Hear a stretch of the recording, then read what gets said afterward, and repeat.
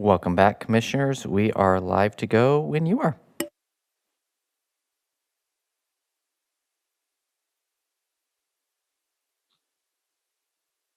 All righty.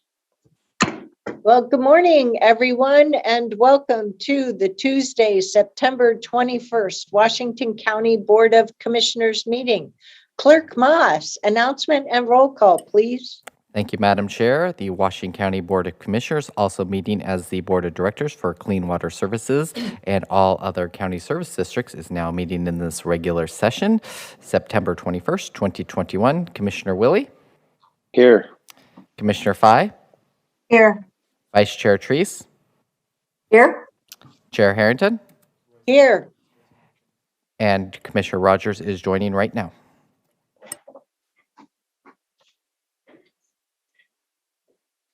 Commissioner Rogers, are you there? Sorry, I kept trying and it wouldn't let me in, so I'm here. All righty. Terrific. We have just a couple of updates to the agenda today. Item 15 on the consent agenda will be moved to the action agenda. So we'll have a total of 3 items there. Then one of the public hearing items, item 1, has been pulled from the agenda. All right, next we'll move to oral communications. Clerk Moss, what do you have for us today? All right, thank you, Madam Chair. First up, we have Zach. Zach, can you hear us? Hello, can you hear me? Yes, we can. Please go ahead for up to 2 minutes. Fantastic, and thank you. Good morning, Chair Harrington, Washington County Commissioners. My name is Zach Lindahl, and I'm the Director of Public Policy and Government Relations for the Washington County Chamber of Commerce. The Washington County Chamber represents more than 750 businesses, providing over 50,000 jobs in our county. As you can imagine, the improvement of our multimodal transportation infrastructure is of the utmost importance to the business community. As you know, in 1986, Washington created the Major Streets Transportation Improvement Program with the intention of improving safety and decreasing congestion on our most frequented roads. Since its inception, MSTIP has successfully completed 150 jobs that have been beneficial to the county and continues to be a driving force of positive infrastructure improvements today. A good example of MSTIP funds at work is the roundabout project that is about to be underway at the intersection of Farmington and River Roads in Hillsboro. The completion of this project will increase safety and decrease congestion for over 15,000 drivers that commute through daily. The members of Washington County Chamber of Commerce were happy to lend their support for this project and will be continue to be supportive for projects such as this, which deliver the spirit and intent of the MSTIP program. Today, MSTIP funds sit as part of the county's general fund and is up to the discretion of the Washington County Board of Commissioners, with advisement from the Technical Advisory Committee and the Washington County Coordinating Committee. It is vital to our community that these funds continue to be allocated for their intended purpose. We appreciate the support, the Commission's desire for transparency for this important funding stream, as well as the need for all voices to be heard throughout the process, especially those that have historically been marginalized and left out of these significant conversations and considerations. The Washington County Chamber of Commerce is providing comments today to the proposed changes to the process to emphasize the importance of ensuring any changes to the process maintain integrity of the intent of the use of the MSTIP funds. If you vote to amend the process and move forward with the recommended changes, we ask you take extraordinary care to reassure Washington County residents that the MSTIP program, which has been the envy of the state, continues to deliver on their promise to the voters. Projects eligible for MSTIP funds must improve safety, improve traffic. At your 2 minutes here. Okay, just to summarize, we appreciate the MSTIP funds and we support education around the intended use of the MSTIP funds, and we look forward to working with the county. Thank you for your time. Thank you, Zach. Next up, Madam Chair, we have Charlie White. Charlie, can you hear us? Charlie, can you unmute? Yes. Right. Can you hear me? Yes, we can. Please go ahead for up to 2 minutes. Thank you. I'd like to start with a prayer. Dear beloved Creator of all that is, we acknowledge the unlimited diversity of your creation, of which we are a significant part. Our body, mind, spirit, soul presence is imbued with your wisdom and intelligence at every turn, but only when our will is thy will. Because we are of you, created by you, because of you, beloved Creator, we honor you by taking responsibility for ourselves. We honor you by our actions that honors all life and the free will of others and serves the divinity and humanity, the perfection of your creation, and so it is. I now refer to the Oregon Constitution, to which I am assuming you've been all oathed. So in Article 1, Section 1, it reads natural rights inherent in people. We declare that all men, when they form a social compact, are equal in right, that all powers inherent in the people, and all free governments are founded on their authority and instituted for their peace, safety, and happiness, and they have all times the right to alter, reform, or abolish the government in such manner as they may think proper. As a postgraduate, a professional, my career, and a mother of 3 and a grandmother of 11 and a great-grandmother, I am and have been fully engaged in my community and in life. I consider myself highly qualified to make health choices for myself and those I care for. I wrote your commission a letter last month regarding your enforcement of Kate Brown's mask mandates and vaccines. Whether you are in the medical field or not, mingling health and wellness decisions with politics is why we are even in this pandemic hysteria, which is totally media, pharmaceutical, politically driven. It is a campaign. It is a depopulation and transhumanist agenda, and I urge you to see how it is meant to harm and undermine the essence of being human, socially, economically, emotionally, and psychologically. Unless each one of you does some deep dives into how this has all come about, how it violates our unalienable rights, terraforms our social and environmental fabric, and how it was all created by some very evil intent years in advance. You will continue to make poor policy and do real harm to the people who put Thank you you, in Ms. these White. chairs. Thank you. Thank you. Thank you. Next up, Madam Chair, we have Cynthia. Cynthia, can you hear us? I can. Can you hear me? We can. Please go ahead for up to 2 minutes. Okay. My name is Cynthia, and good morning. And I would like to talk about the difference between two words, de jure and de facto. The word de jure is a Latin phrase used to describe something that exists according to law or right by law, conforming to the law, but it's not necessarily recognized as fact. This was our constitutional Republican form of government before 1861. De facto, on the other hand, is established as existing in fact, whether with lawful authority or not, exercising power as if legally constituted, bringing us into color of law. Color of law refers to an act done under the appearance of legal authorization when in fact no such right exists. It applies when a person is acting under real or apparent government authority. This type of unlawfulness and governance began to surface in our nation around 1861. This brings me to the IRS, which comes out of the incorporated version of our nation's constitution. The IRS traces its roots back to the United States Civil War. In 1862, President Lincoln asked Congress to create a position called Commissioner of Internal Revenue. At the same time, President Lincoln enacted an income tax to pay for our war expenses. The IRS is owned and operated outside of our nation, as is the Federal Reserve, a private bank that lends our government money. The IRS is responsible for the nonprofit 501c3 organizations which exist today, which also the churches fall under, pushing God out and letting the government in by using control and fear of losing their tax-free status if not in compliance. I ask the Washington Board of Commissioners to return to a constitutional Republican form of government, one that doesn't push out how our Constitution and how our nation actually began by pushing God out of the center of everything that is done. Thank you, Ms. Thank you, Palmera. Cynthia. Thank you. All right. Next up, Madam Chair, we have Ron Vroman. Ron, can you hear us? Can you unmute, Ron? There you Yeah, go. can you hear me? Yes, we can. Please go ahead for up to 2 minutes.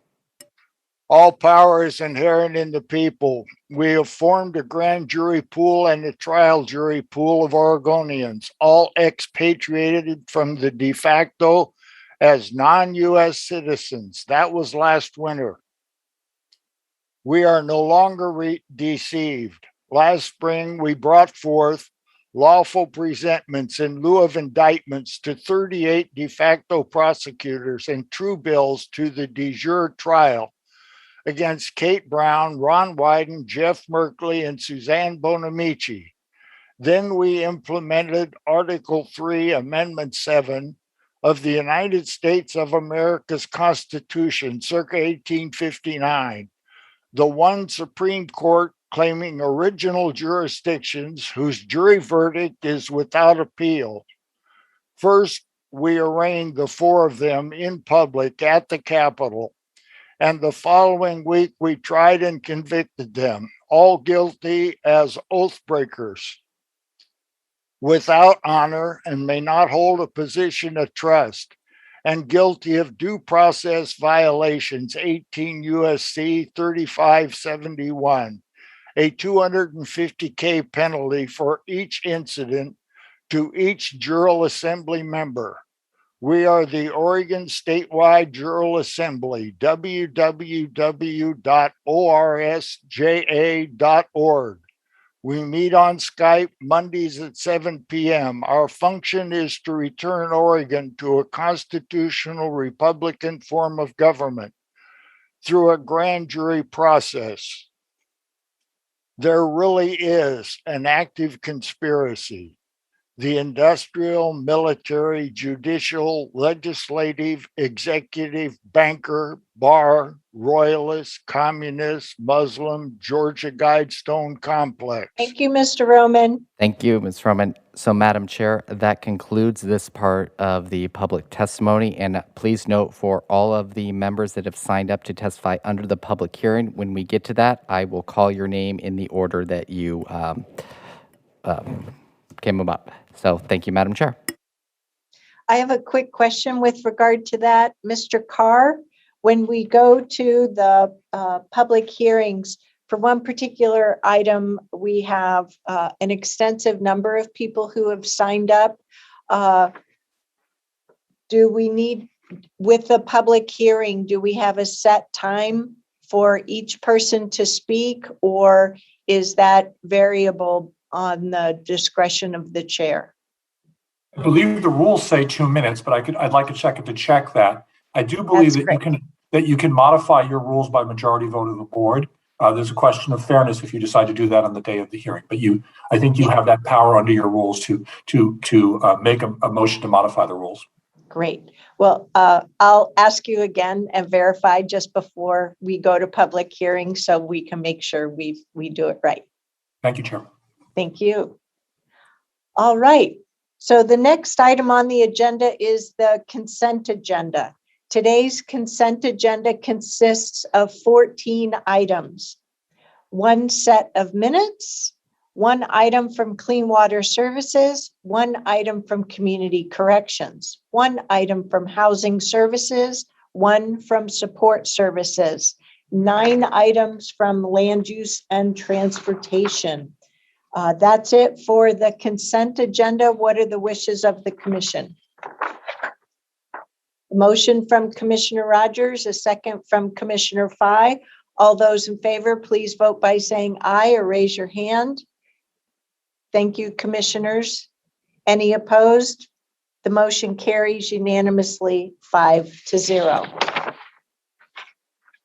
Next, we'll move on to boards and commissions. We have a number of vacancies on our boards and commissions, and we have just a lot of community interest for filling these.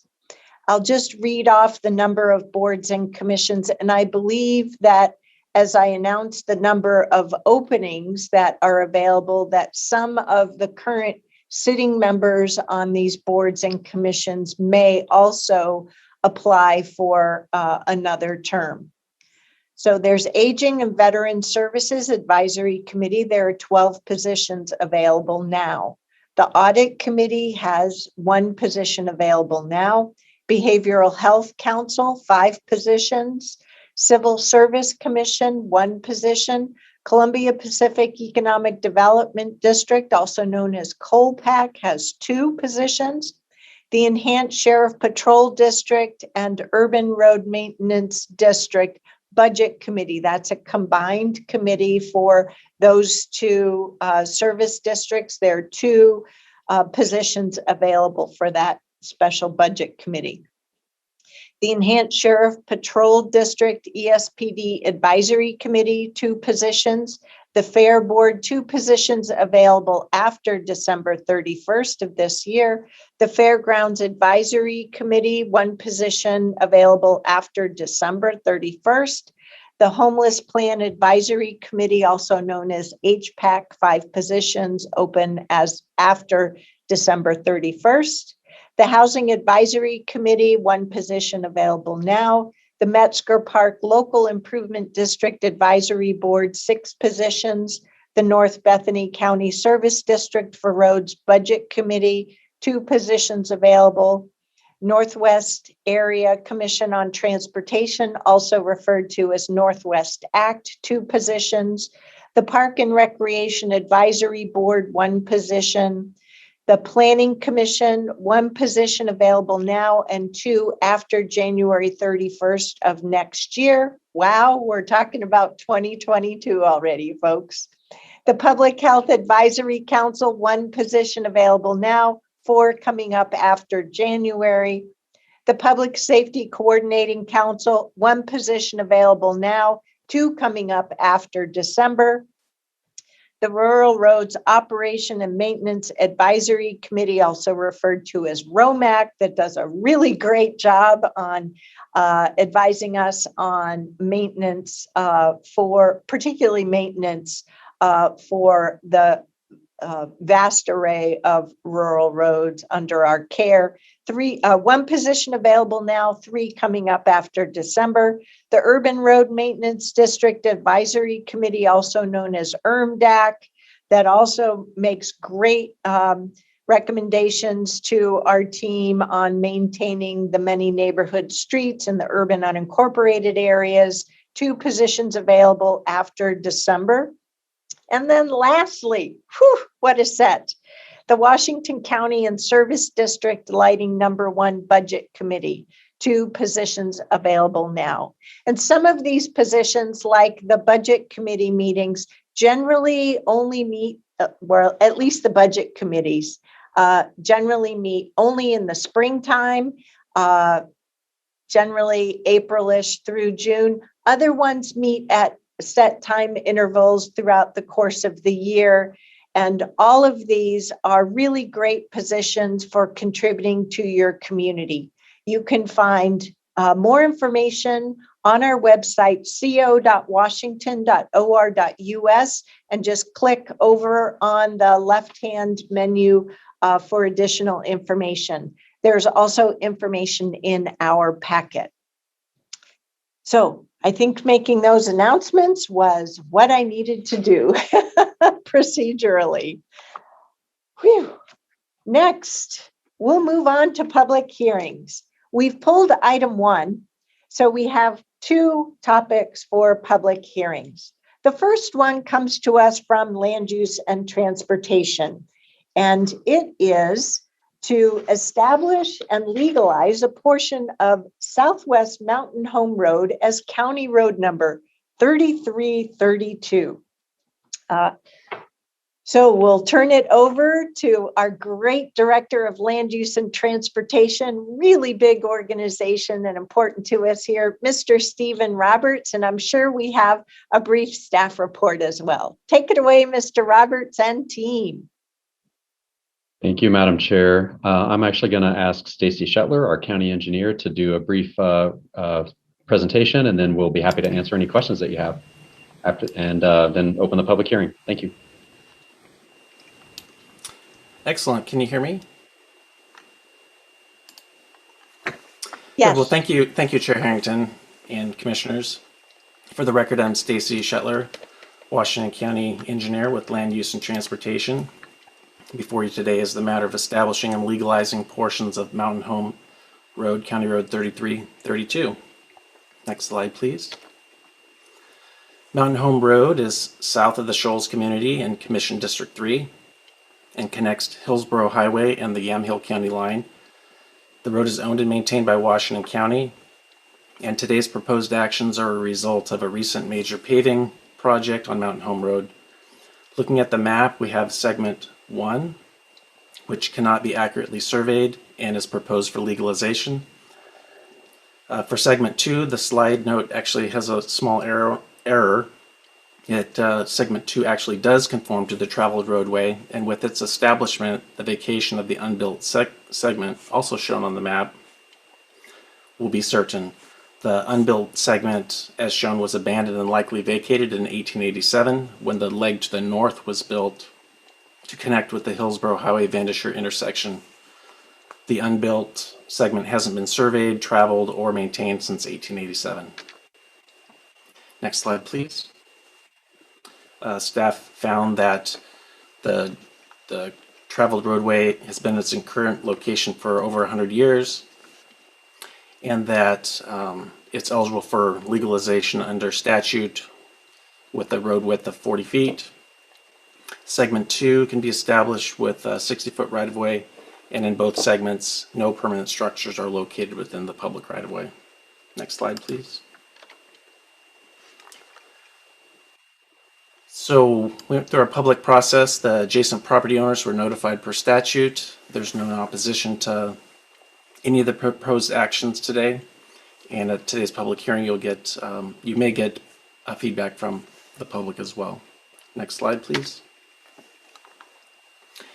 So based on the foregoing, the presentation and the information in your packet, we request that your board conduct the public hearing and then also approve the resolution in order. And that concludes my staff report. My contact information is on the next slide, and I can answer any questions at this time. Commissioners, do you have any questions on our staff report today? Kind of blows my mind that we're talking about roads that have been in service since 1887. Yeah, and if your board remembers, this is the third action in the last year on this road, so hopefully there will be no more actions for the next 100 years. All righty. Okay, well, seeing no questions from the board, I'd like to open a public hearing on this item. Mr. Moss, Clerk Moss, do we have anyone signed up to testify on this? We do not, Madam Chair. Is anyone wishing to provide public testimony on this public hearing on Road 3332? Not seeing any hands, Madam Chair. All righty. Well, with that, then I'll close the public hearing.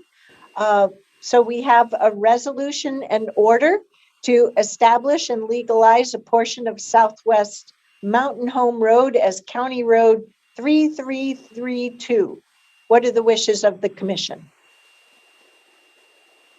Do we have a motion? A motion from Commissioner Rogers, second from Commissioner Terrace. All those in favor, please vote by saying aye or raise your hand. Thank you, commissioners. Any opposed? The motion carries unanimously 5-0. Thank you. Next, we'll move on to our second item for public hearing today. And this is with regard to our tobacco retail licensing program. So first, we need a motion to read the ordinance by title only.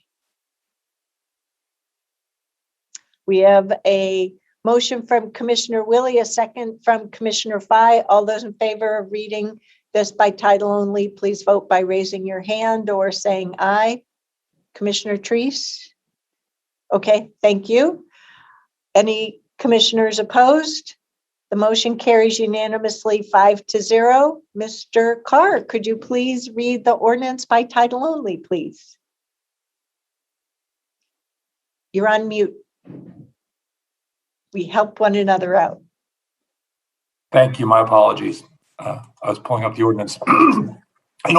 Ordinance number 878, an ordinance to limit the access of tobacco flavored products synthetic nicotine, and inhalant delivery systems to individuals under 21 years old and repealing Ordinance 599. Thank you. So we'll move next to a staff report. I'd like to turn it over to our Director of Health and Human Services, Ms. Marnie Kyle. Good morning, Chair Harrington and board. Thank you, Kevin. Just getting this pulled up. So we can go to the next slide. So I just want to provide a brief overview for you to kind of remind you where we've been and where we're recommending that the board consider. So we've been talking about this since 2017 when the state legislature passed into law a minimum age of 21 for the purchase of any tobacco products, including vaping products. And in 2019, we began the process of updating our ordinance that is related to access to tobacco by minors. And really what we needed to do is to update the reference to the legal purchasing age from 18 to 21. We needed to include definitions of inhalant delivery systems and synthetic nicotine. And we also wanted to consider other prevention strategies. So at that time, we began having conversations with our city about enacting TRL, Tobacco Retail License Ordinance in unincorporated Washington County. And since then, as you know, in the last legislative session, the state passed statewide tobacco retail licensing. And also instituted a tax on tobacco and vape tax, including online and this all applies to online sales of inhalant delivery systems being prohibited in Oregon. So next slide. So this is Senate Bill 587. Which was recently passed, and what it requires is any retailer that sells tobacco products, including vape products, must have a license to do so. Oregon Health Authority can issue penalties for violations, and it would require an annual inspection. So the local public health authority is able to administer and enforce this on behalf of the state, provide education and outreach, and we can add additional protective strategies to our local ordinance, as well as issue civil penalties. And just as a reminder, because this is enforcing public health law, we are able to do this across Washington County, including in the cities. And as Chair Harrington said, we recently met with the mayors just to review this information with them as well. So next slide. So public health is recommending additional protective strategies in our current ordinance update language. So we are recommending flavor restrictions to 21 and over establishments. We're also recommending prohibiting price and promotion discounts. We know from years of public health research that these strategies are effective strategies to prevent youth initiation of tobacco.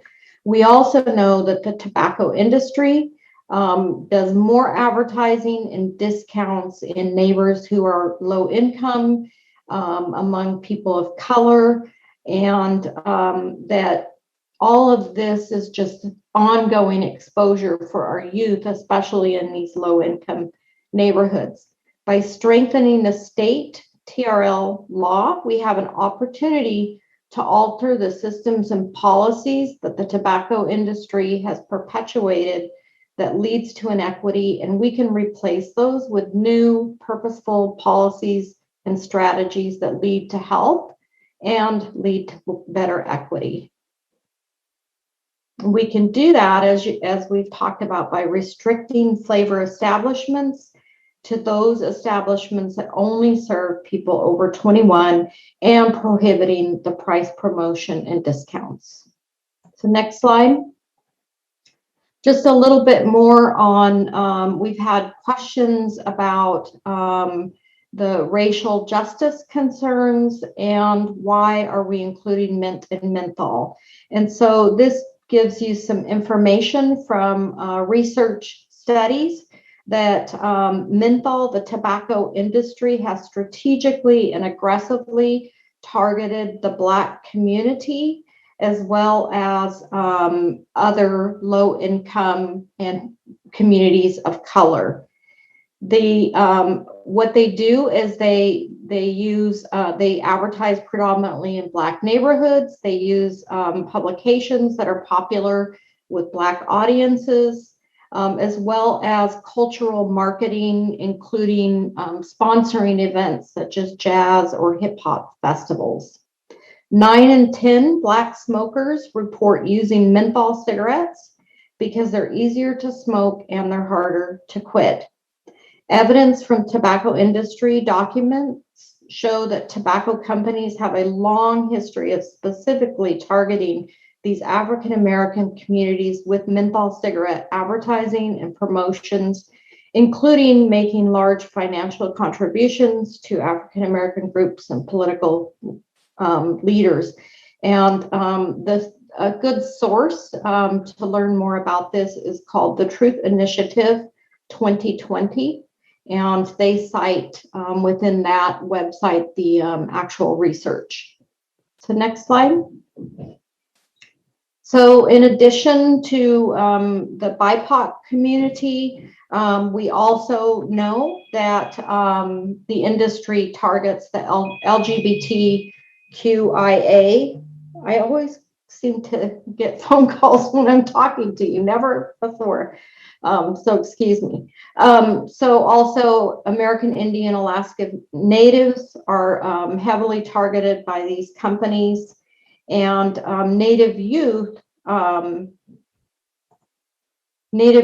have the highest cigarette smoking rate according to the Healthy Youth Survey. American Indian Alaska Native high schoolers have reported 16% smoking rates compared to 5.8% of other students, plus 40.4% of American Indian Alaska Native high schoolers reported smoking e-cigarettes compared to 27% of all high schoolers. So next slide.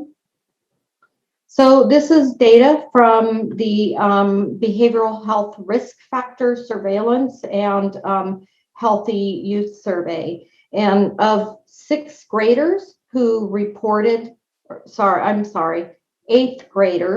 who reported smoking, 63% reported using flavored products. And in 11th graders who reported smoking or use of any tobacco, 75% reported using flavored products.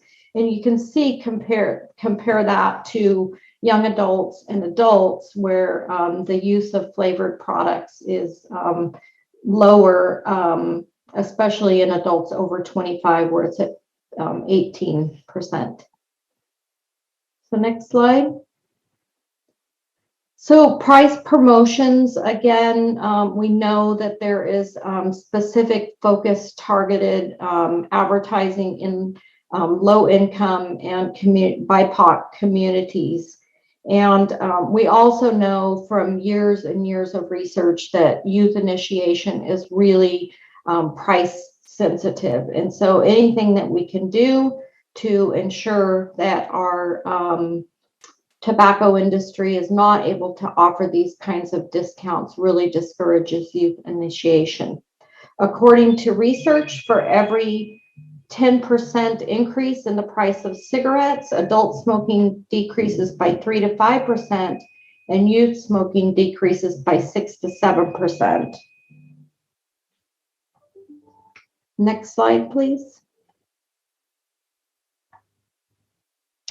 Okay, so this is just an overview of who we have specifically received support from, and you can see that it is many of the public health, heart association, related organizations, the Public Health Advisory, Oregon Partners for Tobacco Prevention, and public support in general based on community surveys is 61% of the public is in favor of prohibiting price promotions, and 58% are in favor of preventing or of banning all flavors. And what we're proposing is restricting flavors to establishments that cater to 21 and over only.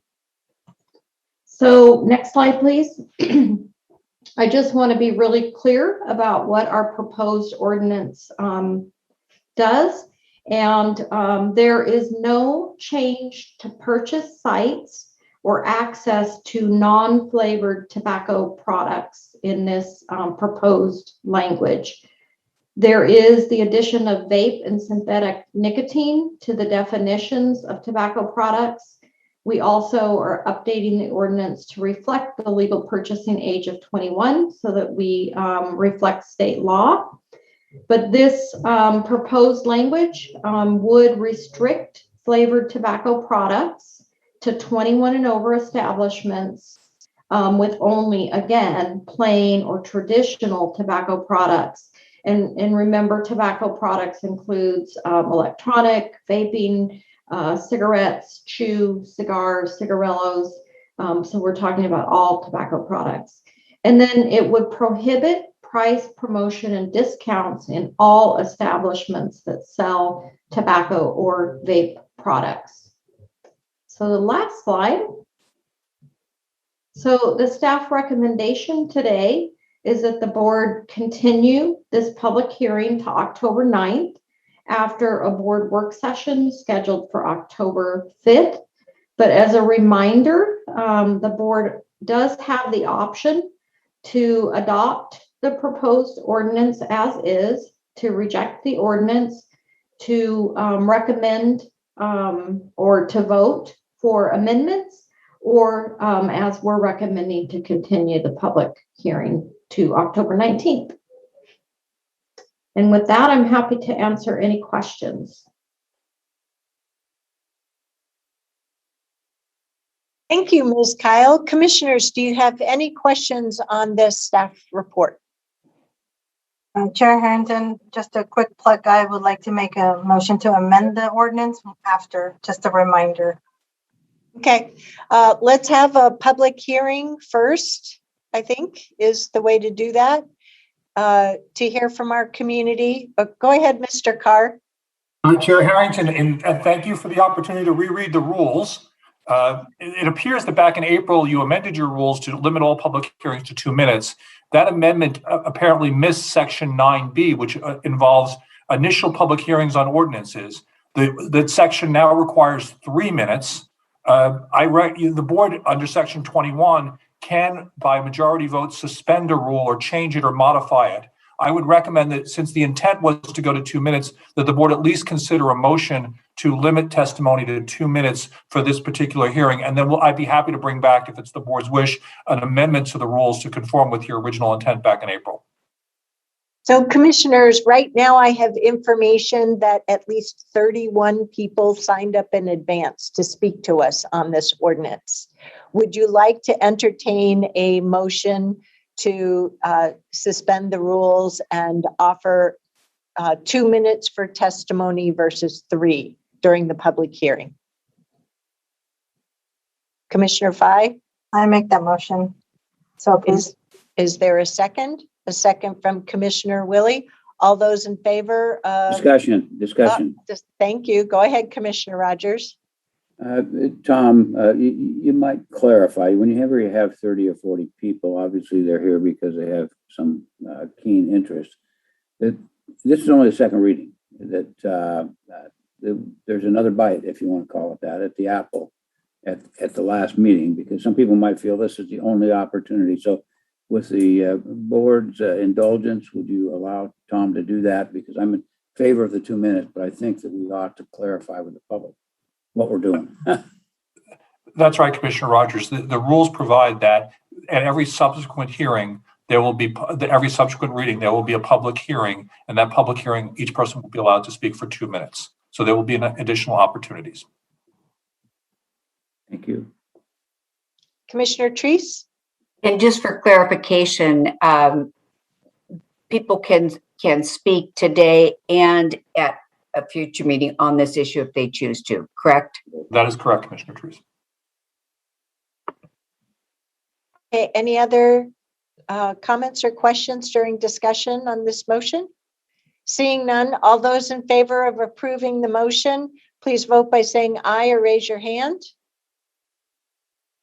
Thank you, commissioners. Any opposed? The motion carries unanimously 5-0. So we will next move on. Go ahead, Commissioner Willie. Yeah, thank you, Chair. Just real quickly, I would encourage the commissioners to also go to truthinitiative.org. That's what Marnie referred to in her report. It has lots of information there and actually causes more questions for me. So maybe while we listen to 30 plus people testifying, you could do a little research on truthinitiative.org. Thank you, but I'm going to choose to remain fully present during the public hearing. So all those in favor of, whoops, excuse me. Next, we're going to move on to a public hearing. So I'd like to open a public hearing. Clerk Moss. All right, Madam Chair, the first person we have is Sahid. Sahid, can you hear us? Can you unmute, Sahid? There you go. Yeah, I can hear it. Hi. Please go ahead for up to 2 minutes. Thank you for allowing me to speak to you, commissioners. My name is Saeed Anwar, and I have been a business owner in Washington County for 11 years. And my retail experience of convenience stores, where we do have the issue that we are discussing here, is of since 1986. And age is always an issue. It came from 18 to 21, and now we are enforcing age restriction of 21 in every convenience store which is operating in the county as well as the state, plus the federal law is 21. So my concern is that we are moving all the flavored cigarettes and the vapes to age-restricted facilities. Although we have been age-restricted facility by enforcing identification, age verification, since the federal government and the state changed to 21, the age restriction of 21. Now, 20% of my business comes from flavored cigarettes and vapes. That amounts to about $180 in gross profit a day. Times a year comes out to be $65,700 in gross profit, which helps me pay 3 employees of my store. And if I own 2 stores, I have to get rid of 6 people. But the county is not paying any attention that they can enforce the same law, which they're trying to enforce on the 21 age-restricted facilities. I mean, they're moving everything there, although the same thing has been enforced at convenience stores, grocery stores, where these products are available. Thank you, Mr. Anwar. We need to have you wrap up. Thank you, Madam Chair. And next up, we have Angela. Angela, can you, there you go. Yes, hello. All right, please go ahead for up to 2 minutes. Thank you, commissioners, for your time. My name is Angela Smolders, and I am the owner-operator of Tualatin Liquor. I believe Ordinance 878 has good intentions behind it, but as a business owner and even as a mother, I cannot support this flawed proposal. Banning all flavored tobacco products within Washington County will not, quote, limit youth access to tobacco products, end quote, as presented by Ms. Kyle and Mr. Anderson. This ban will only punish businesses and their law-abiding, hardworking employees who create economic stability here in Washington County. Last year, 43% of my related sales came from tobacco products. I have 11 full-time employees at my store, all of whom have completed responsible seller training and adhere to strict house policies on IDing customers. A substantial loss in revenue means I will have to terminate members of my staff. This ban simply should not specifically target our county. The county line is less than 4,500 feet away from my store location. If this proposal is voted into law, underage users illegally seeking flavored tobacco can drive 1.5 miles north on I-5 to the next exit and purchase flavored tobacco in a different county, or with a loophole of only 21 and over establishments allowed to carry flavored products, simply walk 100 feet from our store down to the 21 and over retailer right here in Washington County. I also feel that the inclusion of menthol cigarettes in this ban is a clear and unfair target towards minority members of our community who traditionally purchase these varieties. Why should this demographic be forced to travel further for a product that they, as adults, have a right to purchase? I've had to drastically condense and omit some of my points to fit into 2 minutes, but I hope you clearly see that Ordinance 878 is not the right answer. It will not protect our youth, and it will only punish our local businesses and economy here in Washington County. Thank you. Thank you, Angela. Thank you. Next up, Madam Chair, we have Jason. Jason, can you hear us? Can you unmute, Jason? All right. We will move on to the next one, Madam. Oh, there you go, Jason. Go ahead, Jason. Thank you. Can you hear me? Yes, you have up to 2 minutes. Thank you, commissioners. As a business operator and constituent of yours, I'm opposed to the proposed ban on menthol cigarettes, flavored dip, and flavored cigars and vape. I'm also opposed to the proposed ban on tobacco coupons. I'm most concerned that these bans will apply to our store, even though we are committed to restricting youth access, even recently adopting the use of age verification technology for all customers, even though we have never been in violation for selling to minors in the past.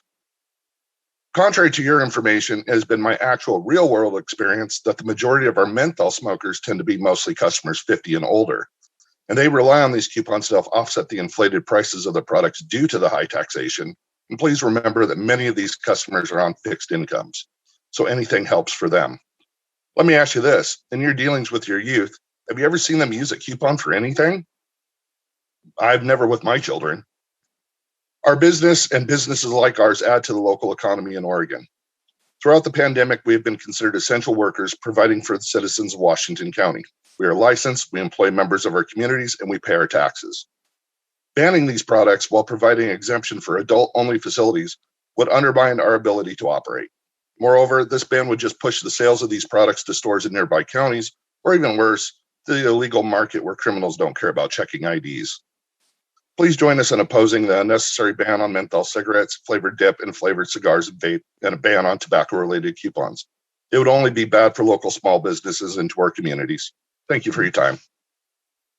All right. Thank you. Thank you. Next, Madam Chair, we have Jawheed. I'm sorry if I pronounced that wrong. Can you unmute?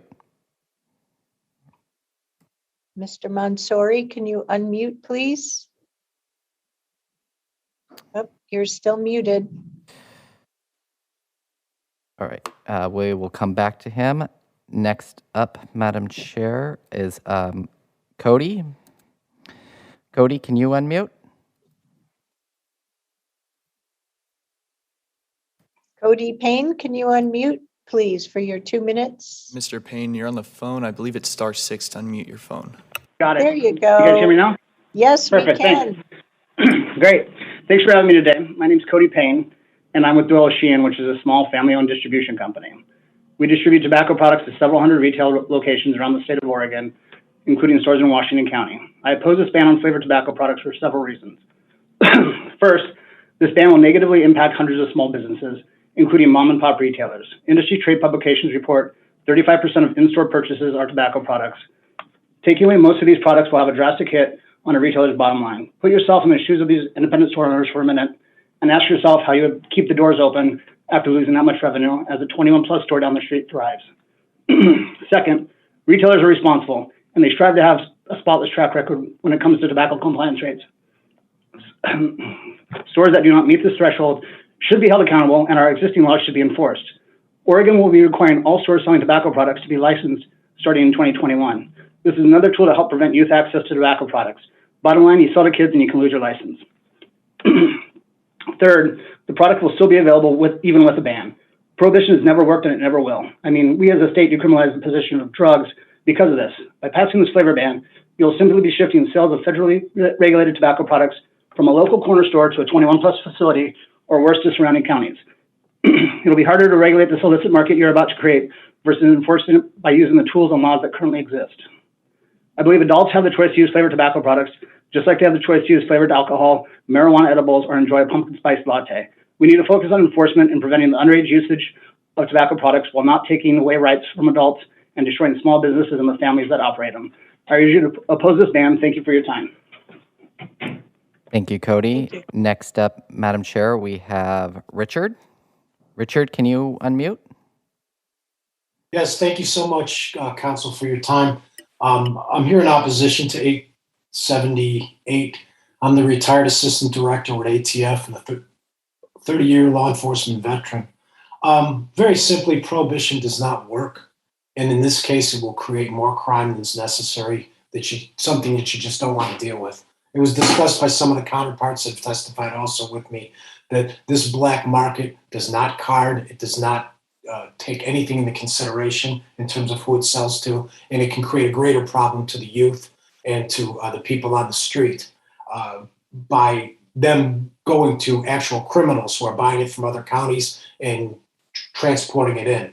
Second, this goes totally against police reform. And that's something that we're striving to right now in law enforcement reform or enforcement reform, because these senseless ordinances and these senseless bans create greater negative interaction with law enforcement out there. And we really need our enforcement strategy to concentrate on serving and protecting the public. Prohibition is, again, it's been a no-go. It didn't go well in the Volstead Act. These products have been in existence for 70 years. And we're talking in the United States, a $10 billion industry by criminals right now in trafficking flavored products across state lines, in even some cities where they're selling Lucy cigarettes in banned cities for $2 a piece, making $5,000 on the corner among street gangs. Now, not necessarily is that going to be your problem, but it could exist, and it's something that needs to be taken into consideration. The criminal impact of this is extremely important. I teach at Georgetown University, and when we talk about crime and intelligence, we focus on the high-value targets that are involved in criminal tobacco trafficking that exploit these prohibitions and these silly taxes. And I ask you to please to take this into consideration, because when is public safety not part of your public health strategy? Thank you, Richard. Next up, Madam Chair, we have Bob Barman. Bob, can you unmute? There you go. Yes. Can you hear me? Yes. Okay. My name is Bob Barman. I've been a convenience store operator in Washington County for 35 years with 3 stores. I think I understand and appreciate why you would think this would be good and who wouldn't want this. As a former school board elected official in Washington, in Clackamas County, I realize you are the hub of the political, the city council people, the school board people. This needs to be done at a regional level at best or statewide level. For example, you're going to allow Dottie's and Richard's and tobacco stores to sell these products, but not a convenience store. We sit there across the street from these competitors or across the street from Washington or Multnomah County or Yamhill County. And why wouldn't our customers just go over the county line or to the statewide liquor stores? I would highly recommend that you table this. You work with our state legislators, and come to and ask the county health division to do that, because we're a small county in footprint, and there's too many loopholes in this. Whether it's the state liquor stores, the tobacco stores, the Richards, the Dottie's, the Multnomah County, the Washington or Clackamas County, to have any kind of real impact other than to damage our businesses. And finally, I think it's very important that you continue the education of only selling products to people over 21 years old, which we do. And that's the most effective strategy. Educate our employees, educate the businesses to follow the rules. And I think this is an unnecessary regulation. And I hope you consider tabling it and asking maybe a metro-wide or statewide issue. Thank you, Bob. Thank you. Next up, Madam Chair, we have Daniel. Daniel, can you unmute?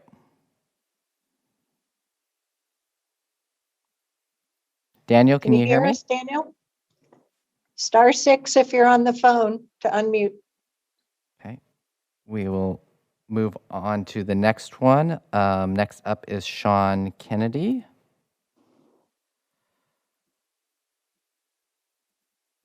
Sean, can you unmute? *6 on the phone. There you go. Please go ahead for up to 2 minutes. Hello, my name is Sean Kennedy. I'm a resident of Beaverton. I'm also an employee of Doyle Sheehan. As Cody alluded to earlier, we're a distributor throughout the state of Oregon of tobacco products, including the flavored products that would be covered under this ban. I'm in opposition to this ban. I was going to speak to the impact on the businesses, but I think that's been done very eloquently by folks before me. So in the interest of brevity, I'm going to move on. What I'd like to point out is that Multnomah County implemented a retail licensing program several years ago. As a result of that, we saw a dramatic drop in violations in the county of Multnomah when it comes to cigarette sales and vape sales. That was over 50%, in fact, 63% reduction in violations in cigarette sales and a 62% reduction in violations in e-cigarette sales in Multnomah County in the year following the introduction of the retail licensing program. I really believe that addition to the toolkit to keep youth from using these products is a far better way to combat youth use than to ban these out of the convenience stores. I really fear that when you do that, you push the sales of these products, again, as people have stated before, to people who aren't going to check ID. Your retailers have all the incentive in the world to check ID, to enforce the 21 and over age restrictions. And I think we need to trust them and educate them to do their job as well as they can, rather than potentially create bigger problems by moving the sales of these products to an unregulated area. So thank you very much for your time. Thank you. Thank you, Sean. Next, Madam Chair, we have Ron Squires. Ron, can you unmute? Can you hear me? Yes, we can. Please go ahead for up to 2 minutes. Yeah, thank you. Good morning. My name is Ron Squires, president of Rich and Ryan, a harbor wholesale company. We have 3 warehouses that sell grocery, beverages, snacks, deli food, and tobacco and vape to convenience stores. We're in the middle of a pandemic, made even more apparent by our virtual meeting today. We don't need any more disruptions to our businesses. Obviously, this ban will hurt our business and the stores that we sell to. This proposed ban will send your constituents to neighboring counties and Southwest Washington to buy flavored tobacco and vape products. The first thing I hear from the store owners when this gets proposed is, where is a store for sale in Tillamook, Columbia, Yamhill, Clackamas, Multnomah? We have an obesity problem in the US, with Oregon at 30% of all adults. Are we going to ban fast food, McDonald's, Burger King, donut shops? The FDA labeled caffeine as a drug in 2015. You can go buy a 5-shot espresso if you're 15 years old, but you do not have to be 21 or even 18 to purchase any flavored coffees. Why do we have so many flavors of coffee? Why not just regular coffee? As an adult, you must be 21 years of age to purchase alcohol, tobacco, and vape. Why do we have over 20 different flavors of vodka and whiskey? Why not just regular vodka, regular whiskey? Marijuana just was legalized a few years ago, has many flavors also. I personally do not want the commissioners or anyone else to ban any flavors of any legal product that is being sold out in retail, whether it be alcohol, fast food, coffee, or tobacco. We have sting operations to catch retailers who are selling to underage adults, but nothing for the end user. Do you know there's no penalty for anyone under the age of 21 for possessing or attempting to buy tobacco or vape? We have fines for adults under 21 attempting to buy alcohol and for possession of alcohol. Why not tobacco and vape? Let's put some responsibility on the people trying to purchase the product illegally, whether that be young adults or the parents of the kids who are breaking the law. Why do we not have penalties for people breaking the law? Thank you. Thank you, Ron. Next up, Madam Chair, we have Kong Sullivan. Chong, can you hear us? Can you unmute?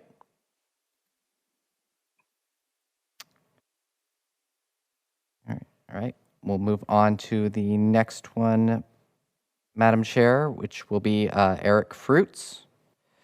Eric, can you unmute? There we go. Can you hear me? Yes, we can. Please go ahead for up to 2 minutes. Okay, great. Thank you. Chair Harrington, Commissioners, I'm Eric Fruits, Research Director at Cascade Policy Institute. I understand you may see nicotine use as a public health crisis in Washington County and Ordinance 878 as a solution. Both of these conclusions are incorrect. The OHA's annual Healthy Teen Survey shows that teen use of any tobacco product in Washington County is down 2.5 percentage points since 2015. This year, Oregon implemented a massive increase on tax on cigarettes and on vaping products. Teens are highly sensitive to prices for nicotine products. A peer-reviewed study found that a 10% increase in the price for e-cigarettes is associated with a 24% decrease in use. Oregon's tax increase is less than a year old. I urge you to hold off on this ordinance to see if the state's tax increase renders this ordinance unnecessary. The ordinance before you effectively bans convenience stores, gas stations, and other retail establishments open to the general public from selling flavored nicotine products.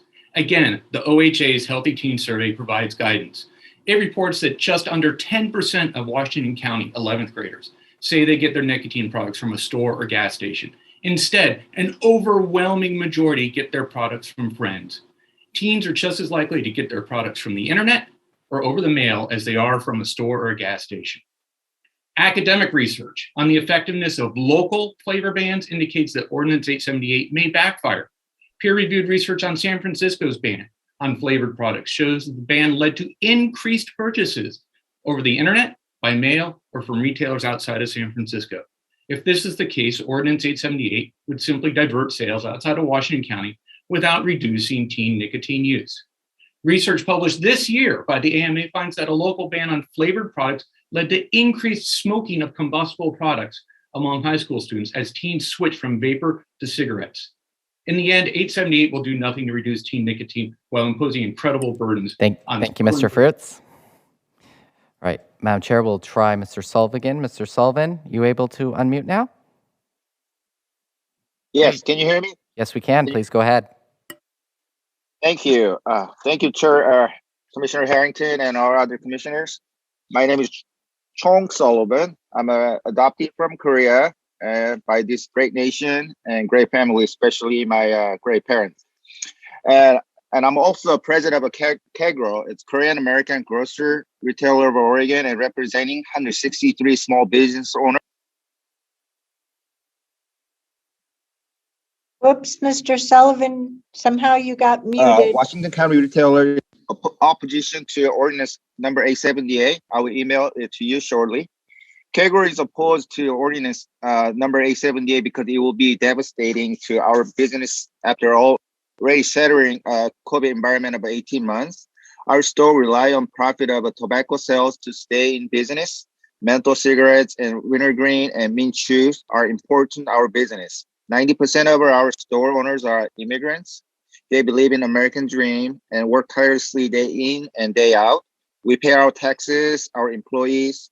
Not only will our members see a dramatic decrease in legal sales on tobacco, we'll also lose additional sales on things like water, gas, pop, candy, etc. that our tobacco customer purchase in our store every day. Our stores are essential business and provide place for food and many county residents who only walk in the neighborhood. This ordinance will destroy our member stores. Many will close and employees will be laid off. This is not a time to force my members out of their business. When they have already been struggling and going through so much, you are messing with their livelihood, what they fought so hard to achieve, maintain, and grow. This unfairly direct business away from my KEGRO members' stores. Our members have a high compliance in selling tobacco to adults 21 and older and take our responsibility to check ID very seriously. These consumers are our community and our Thank you, family. Mr. Sullivan.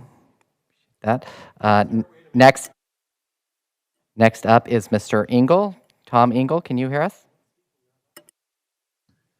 Yes, can you hear me? Yes, we can. So I'm in favor of the ordinance. Finally, you hear someone saying that. I think the most important thing for me to say to you is how much I admire you for stepping up and doing something to protect the public's health. I happened a long time ago, I happened to be the architect of the first ordinance in Oregon in Corvallis and Benton County, and was also on the steering committee to raise the taxes. This took place in the mid-90s. And after both of those things were over with, my wife made me promise never to get my name in the newspaper again. So I do want to just say I admire you.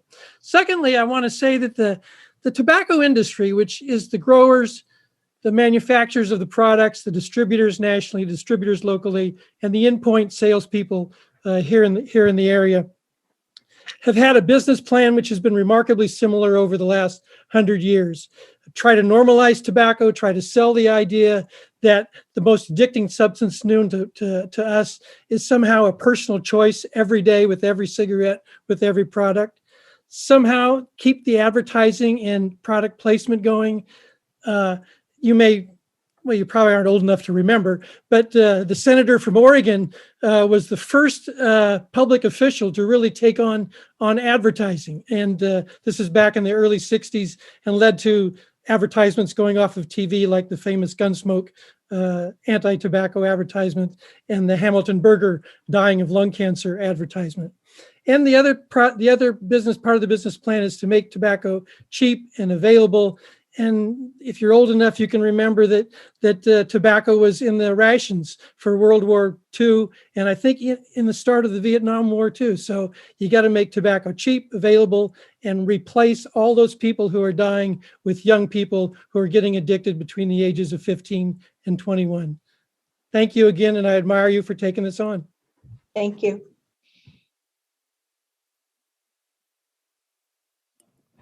Mike Hannon, you're up next. Can you hear us?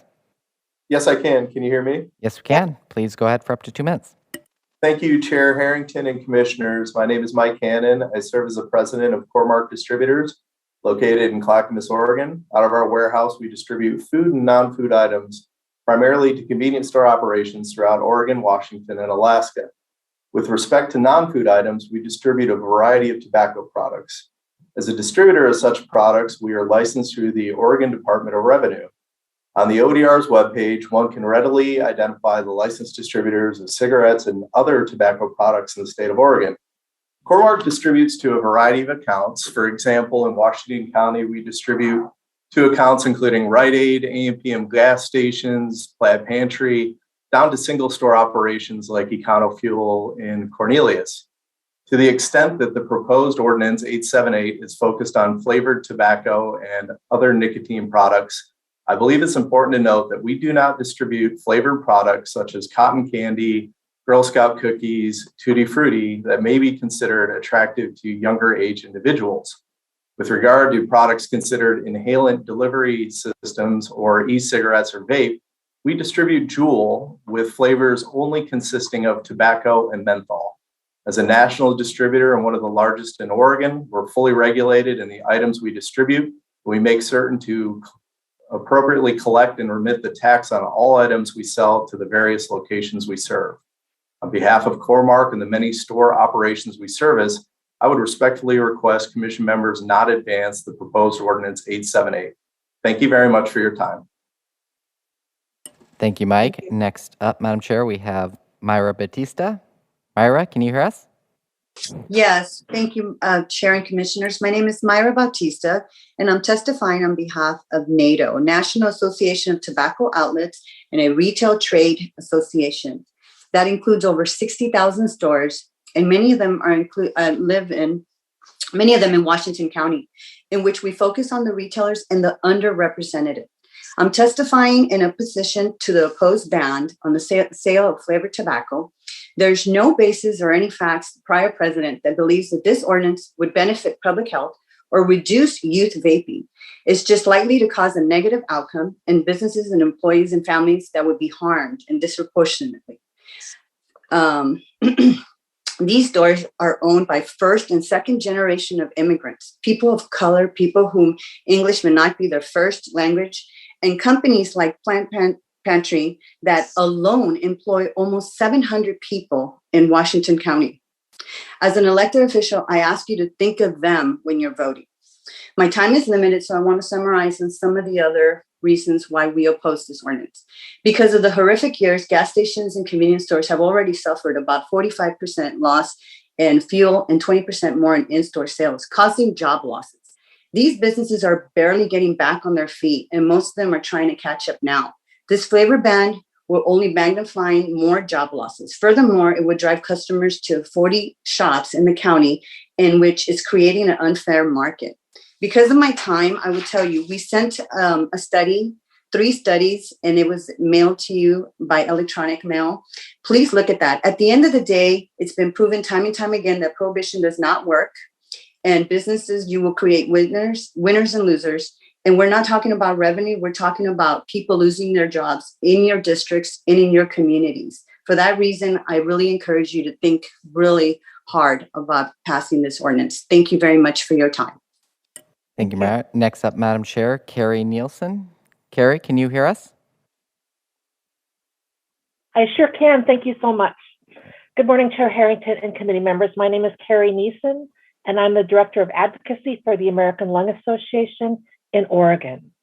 Making products less appealing to our youth, countering the aggressive marketing targeting our youth, and removing the flavors that make the products taste so good to them is a bold step in the right direction to deter youth use of tobacco.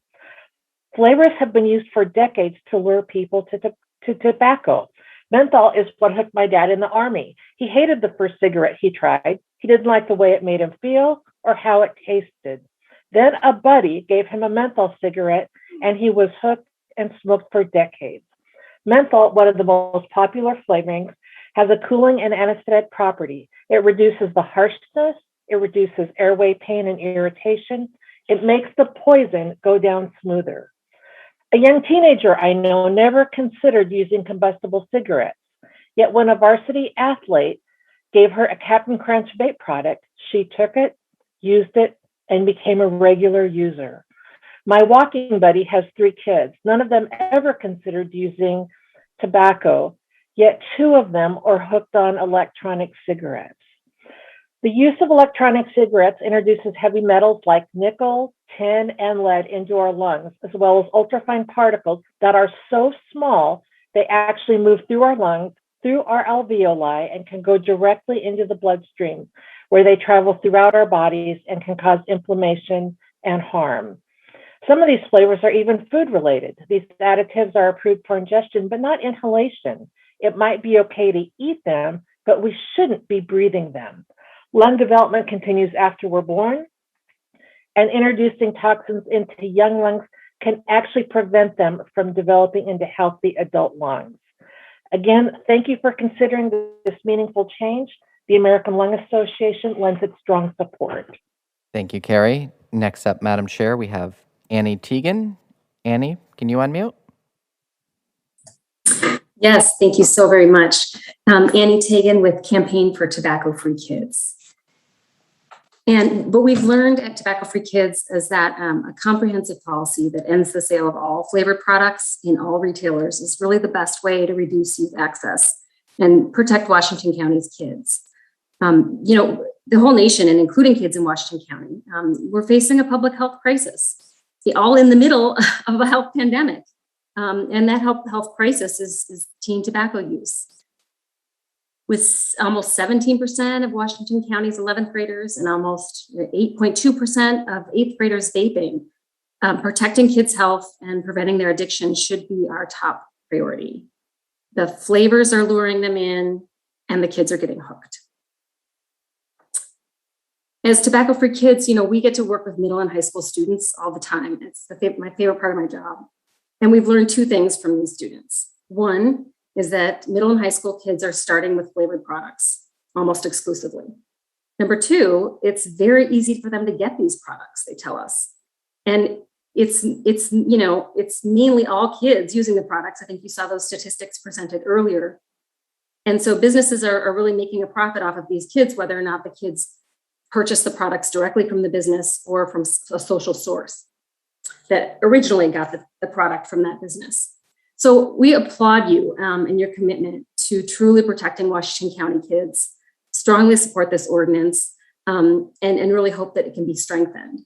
And because to have a true impact on youth addiction, Washington County kids need a bold ordinance. Hundreds of cities across the country have passed these laws without the vape shop exemption, so they've been no flavors across the board. These laws are overwhelmingly supported by voters and by every national health organization, including, I might add, racial justice groups like the NAACP, who feel that they have been targeted. Thank you, Annie. For decades. Next up, Madam Chair, we have Jamie Dunphy. Okay, thank you. Jamie, can you hear us? Good morning, Commissioners. Can you hear me? Yep. Wonderful. Good morning, Chair Harrington and members of the Washington County Board of Commissioners. My name is Jamie Dunphy, and I'm with the American Cancer Society Cancer Action Network, the nonprofit, nonpartisan advocacy affiliate of the American Cancer Society. We encourage you to amend Ordinance 878 to adopt national best practices by removing the exemption for 21 and over stores, which would effectively end the sale of all flavored tobacco products in Washington County. In Oregon, it's estimated that over 8,000 adults will die every year, including 570 adults here in Washington County. There are 68,000 children in Oregon who are alive now who will die prematurely due to smoking-related disease. And we know that 95% of adults who smoke started before the age of 21. Flavors are a marketing weapon used by tobacco manufacturers to target youth and young people to a lifetime of addiction. The content of Ordinance 878, as introduced, is thoughtful and well-intentioned, but we know from countless jurisdictions across the country that you will not be able to effectively reduce youth smoking if these 21 and over facilities continue to operate. In every community that this has been tried, enforcement has been burdensome and ineffective. Businesses have found ways to work around the existing infrastructure, and youth smoking levels have remained persistently high. 78% of youth who smoke report that they don't purchase it for themselves, but instead get it from social sources like friends, family members, or their household. If it's available for purchase in Washington County, youth will get it. The FDA has recently restricted the sale of 944,000 flavored tobacco products and previewed their intention to ban menthol, but they took no action on Juul, the e-cigarette company that is most popular with youth. You have the opportunity to prevent lifetimes of suffering. The COVID-19 pandemic has shown that the need to protect the lungs of your constituents has never been more urgent. Thank you for your leadership, and I urge you to act boldly and amend Ordinance 878. Thank you. Thank you, Jamie. Next up, Madam Chair, we have Christina Bodemer. Christina, can you hear us? Yes, I can. Thank you. Good morning. My name is Christina Bodemer, and I'm the Oregon Government Relations Director for the American Heart Association, here today in support of Ordinance 878 with amendment. We don't have the decades of science on e-cigarettes that we do on traditional cigarettes because they just haven't been around long enough. But what we have seen is already enough to take swift action in public policy to prevent youth use. Fine particles found in the smoke of e-cigarettes have varying amounts of toxic chemicals, which have been linked to heart disease, respiratory disease, and cancer. The FDA has previously reported on an uptick of seizures in youth e-cigarette users from regular usage instead of just previously known effect of nicotine toxicity reported in cases of intentional or accidental swallowing of e-liquid. It is essential to remember that nicotine is a highly addictive drug that harms developing brains, and exposure at any age can cause lasting harm. The power of public health is the power of prevention. One of the best ways to reduce the number of tobacco-related deaths and disease is to deter people from using these products, especially youth. As has been mentioned before, youth are the ones who are using flavors, overwhelmingly over adults over the age of 25. This data supports what we've seen anecdotally. Flavors are a key component for youth initiation of tobacco use. They come in youth-appealing flavors like fruit, candy, mint, and menthol. I have a jar of sample products that I keep when we are in person. My then 5-year-old came across it and asked if it was candy because that's what it looks and smells like. Menthol products have this cooling and smoothing effect that entice kids to use their products.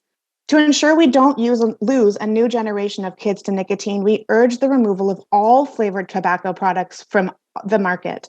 Kids will gravitate toward any flavor on the market if they're available. An exemption for 21 and over stores creates winners and losers for the sale of products that kill half of its users.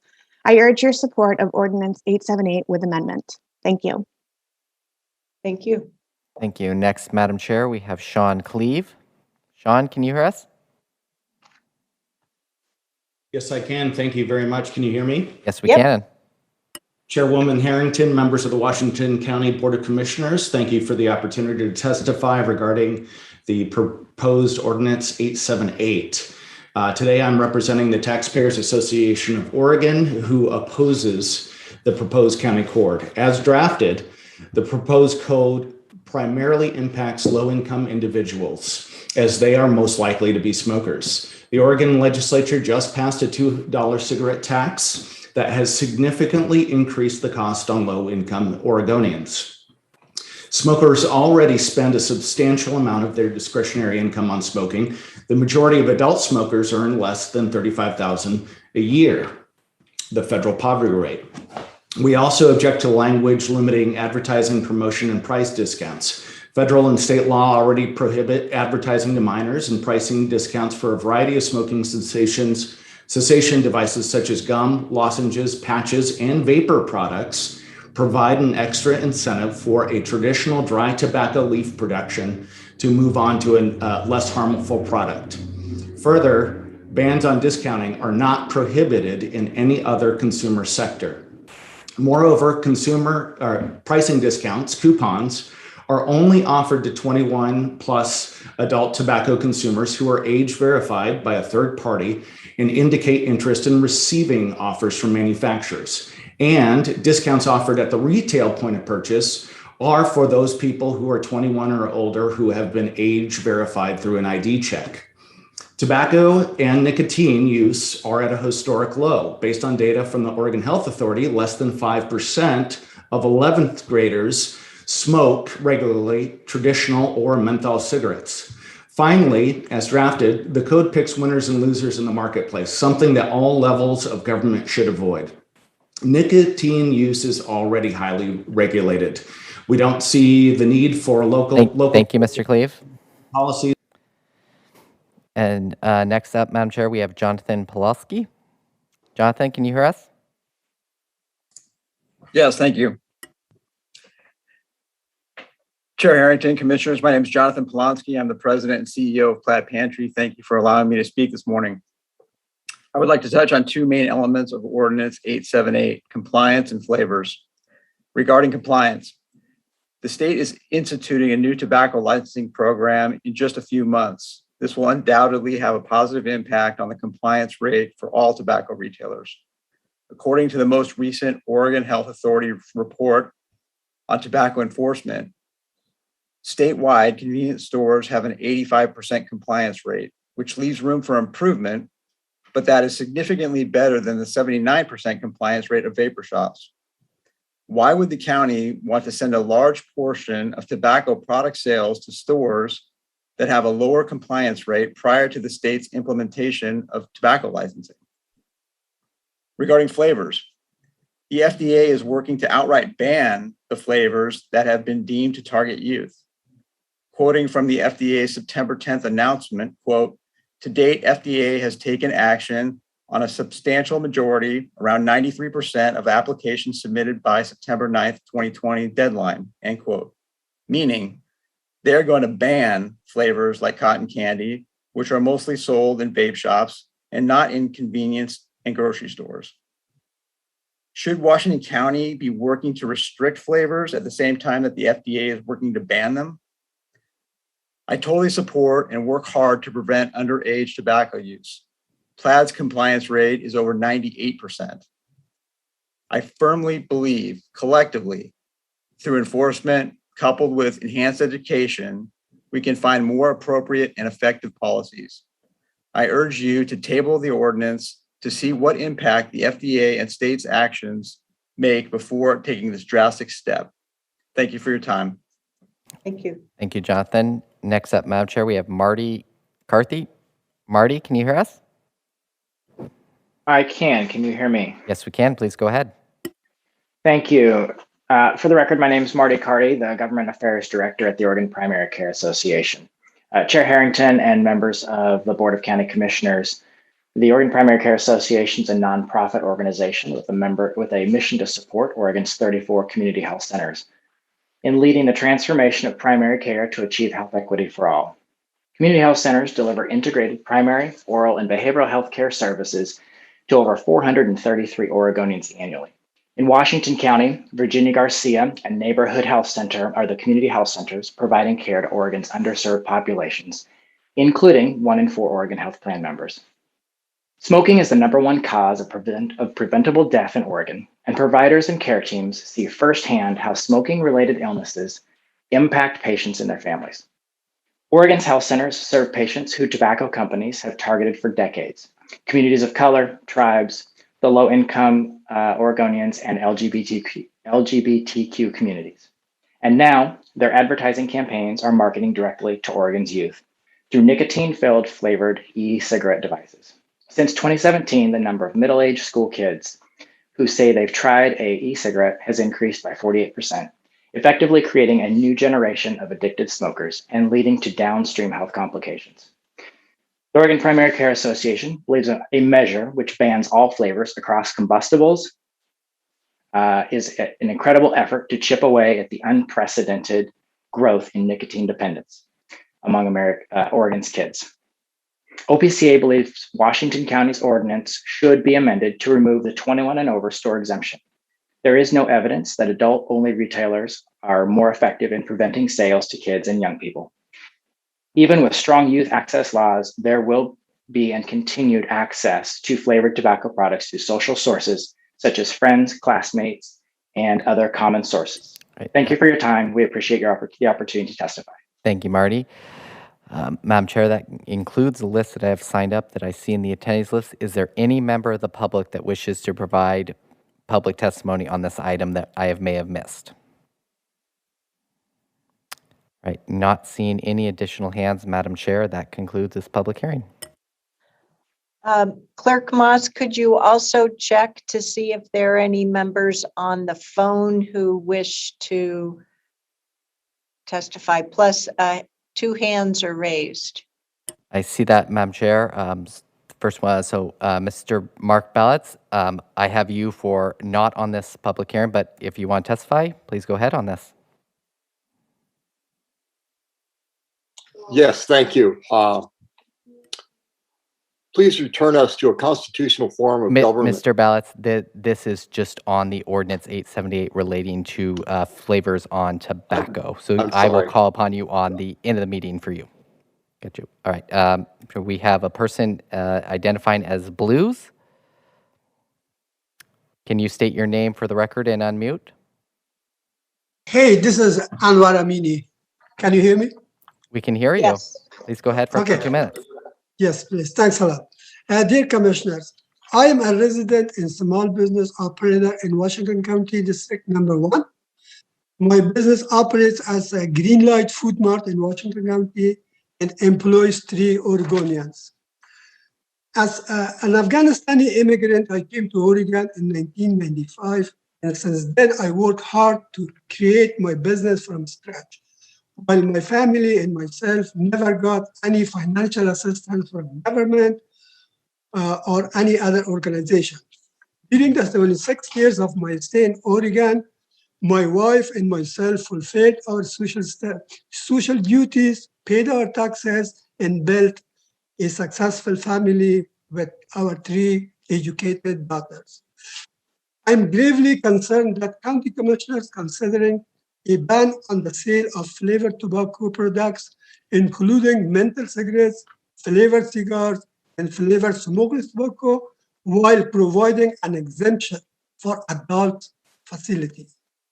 This unfairly directs business away from responsible retailers like me, who have high compliance in selling tobacco to adults and 21 and over, and limits choices for adults consumers visiting my store.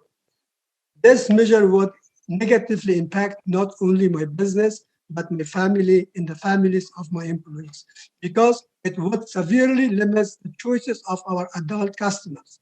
And if adult customers cannot buy their preferred products in our stores, they will just go outside of the county or to adult-only facilities to make their purchases. While there, they will also purchase grocery items and beverages. I urge you to oppose ordinance number 878, which unfairly targets essential businesses by banning the Thank sale you. of flavor. Appreciate that. All right, Madam Chair, that will now conclude our public testimony. So I just want to check and make sure that the person who's on the phone ending in 8341 did not want to testify on this matter. Yes, if they want to hit *9, they are able to do so. Okay. All right. There they are. There they are. I see them. Hit *6 to unmute. There you go. Please state your name for the record. My name is Daniel Lane. Thank you, Daniel. Please go ahead. All right, thank you. I work in Washington County, and I strongly oppose the flavor ban. One, it's bad for small business in the county, and it forces adult consumers to switch their shopping habits to neighboring county businesses. One main issue that arises from these types of bans is that adult tobacco and nicotine consumers simply just don't quit using tobacco and nicotine products. They look for alternatives to purchase their products. Many in the past in other states that have done flavor bans have simply turned to the internet for purchasing products, which causes an economic loss for retailers who are the front line of age check and verifying that the people purchasing these products are of legal age. They can simply have these products shipped anywhere they're paid to have them shipped to. And to me, this is more dangerous to me to be able to just order your stuff online. Nobody is checking websites, age verification on websites. I've actually looked into this myself. Retail store owners are the front line to curbing underage purchases while still allowing adults the freedom to choose where they make their purchases. If you ban flavored tobacco and nicotine products in Washington County, what's to say that adults won't just simply spend their money and shop at the neighboring county stores? To me, this is a terrible idea to punish small business owners for simply selling products that adults have had the right to choose and consume and have been legal for 100 years. We have laws in place in Oregon for checking IDs, as well as stopping the attempt to make tobacco purchases of minors. We as a society should be more concerned about the state of Oregon decriminalizing hard drugs like methamphetamines, heroin, and cocaine, and the atrocious homeless problem around the Portland metro area, instead of punishing adult consumers who pay taxes and business owners who pay taxes for buying and selling products that have been legal for years. I urge you to oppose any flavored tobacco bans, and thank you for your time. Thank you.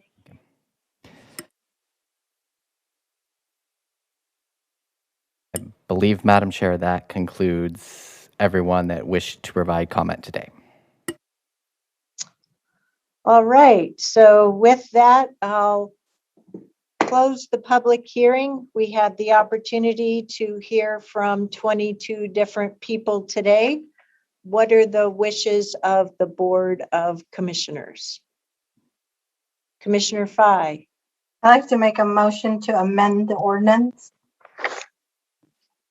Okay, please state your proposal, your motion. I have a few words that I like to strike out. Is that what you're asking me to do? Yes, you're great. Kevin, do you mind displaying the ordinance? I send it to you. Yes, Commissioner Fye, we are working with IT to display that on the screen for you momentarily. Thank you so much, Kevin.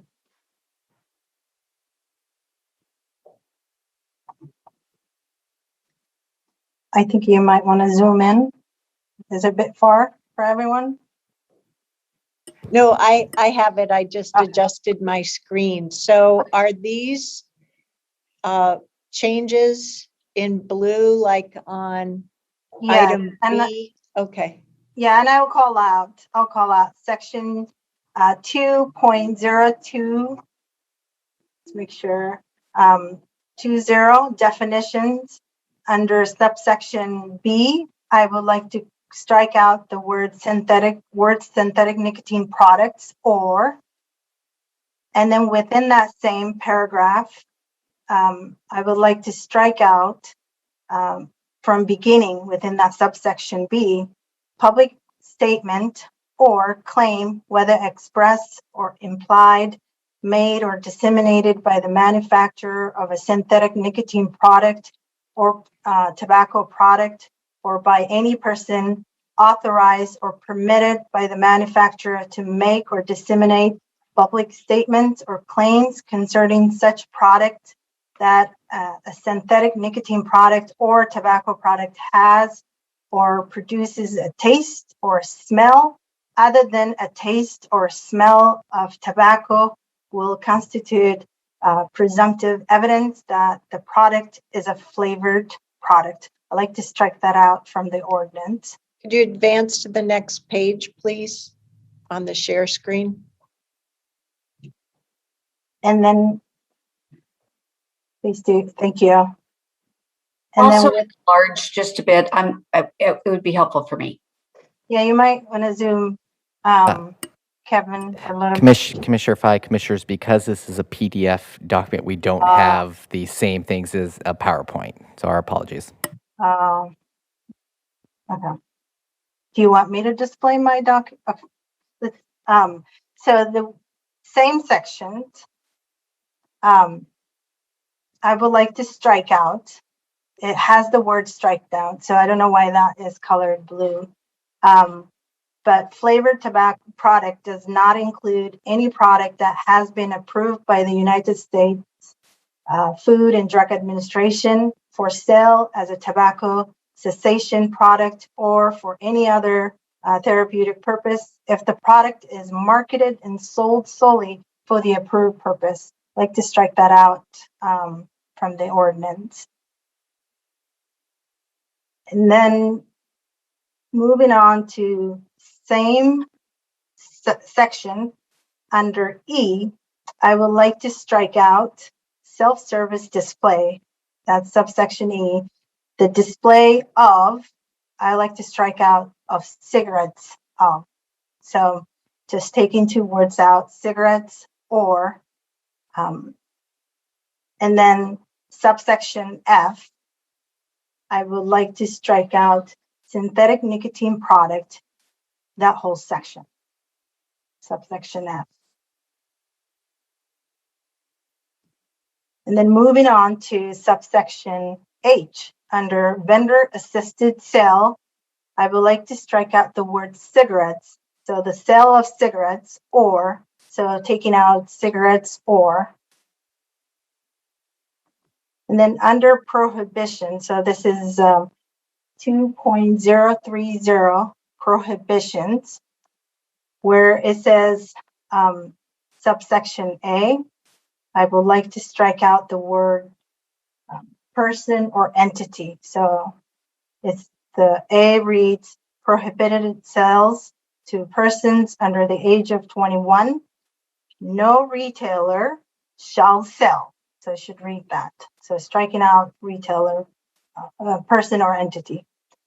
And then within that same subsection A, I would like to strike out the end of the mid-sentence there, synthetic nicotine products or inhalant delivery system. Like that striked out from the ordinance.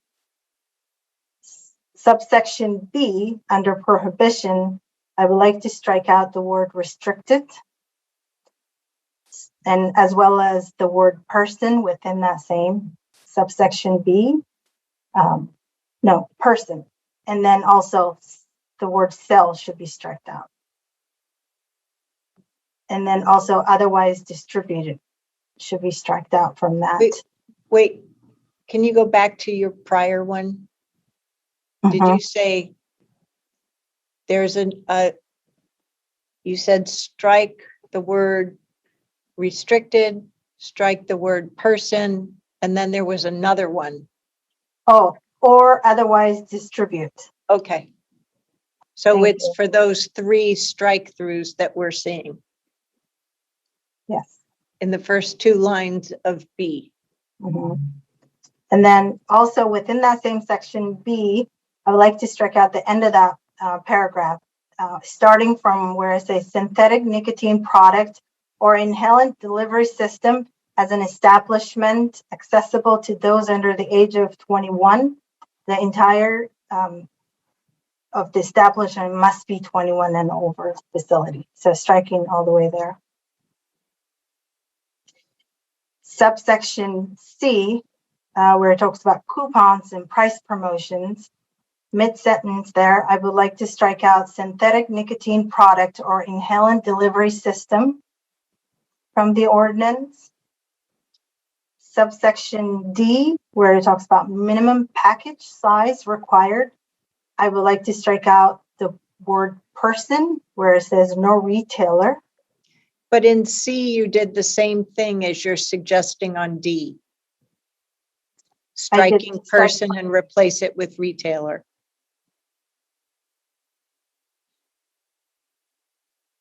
See it? No. And item C, coupon and price promotions prohibited, period. No, and then I see retailer, strike Yeah. person. Yeah. So get rid of the word person. In both C and D. Yes. Okay, you didn't articulate that for C. That's why I was checking. Oh, okay. So let me go back. Subsection C, I'm taking out the word person, where it says no retailer. So after no retailer is the word person. And then within subsection C, I'm taking out synthetic nicotine product or inhalant delivery system.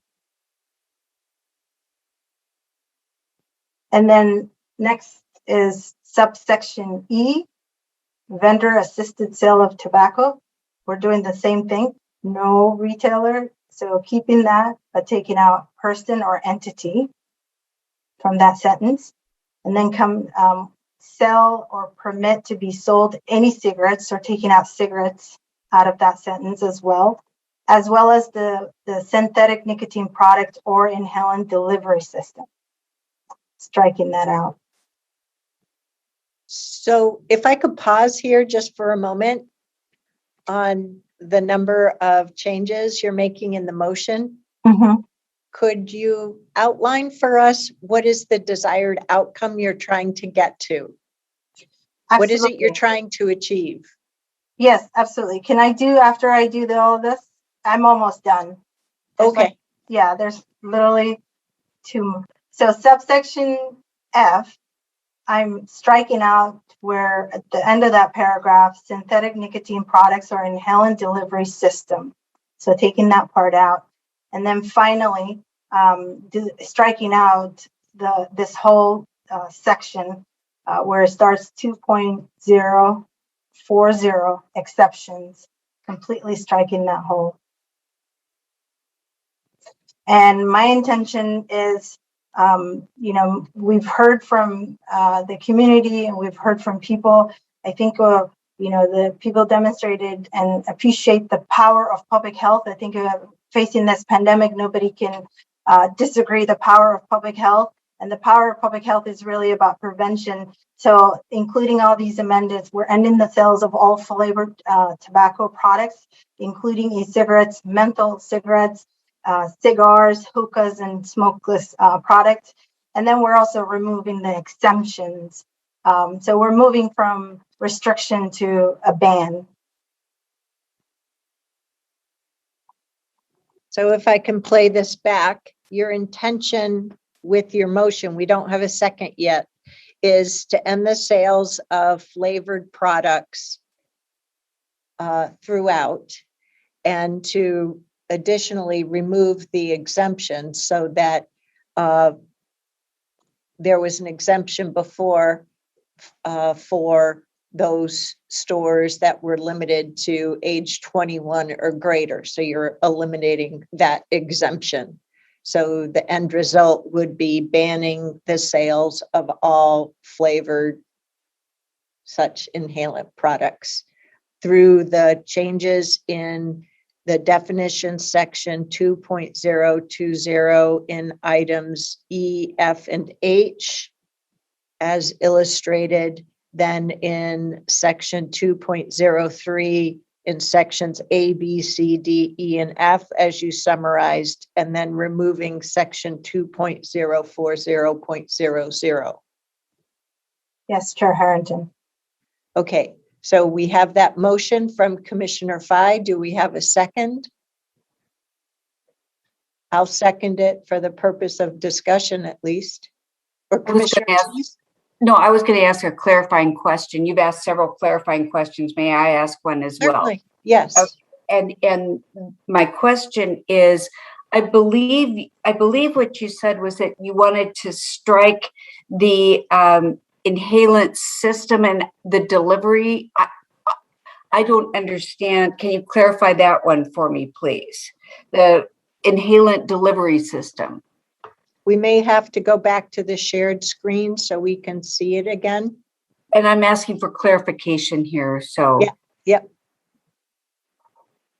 So, Commissioner Treese, if I may, without having that display, section in the ordinance, section 2.02 or under definitions, it defines what is a flavored tobacco product. And our definition then will be any product, right? It will be any tobacco product rather than saying any synthetic nicotine product or tobacco product. So it just streamlines the process and makes it a fair and balanced ban or ordinance. I think so. That's what the definition is, and I'm taking the synthetic nicotine product and just calling it any tobacco product. Thank you. Will we please show section 2.020, please? So at the start of page 1 on the bottom. So she was, I believe, trying to define the tobacco products.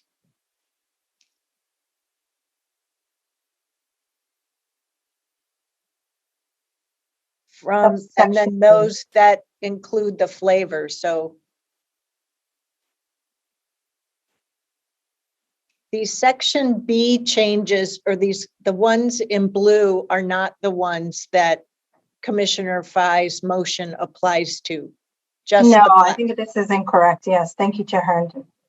Just the black changes, unless we covered such as the person and so forth.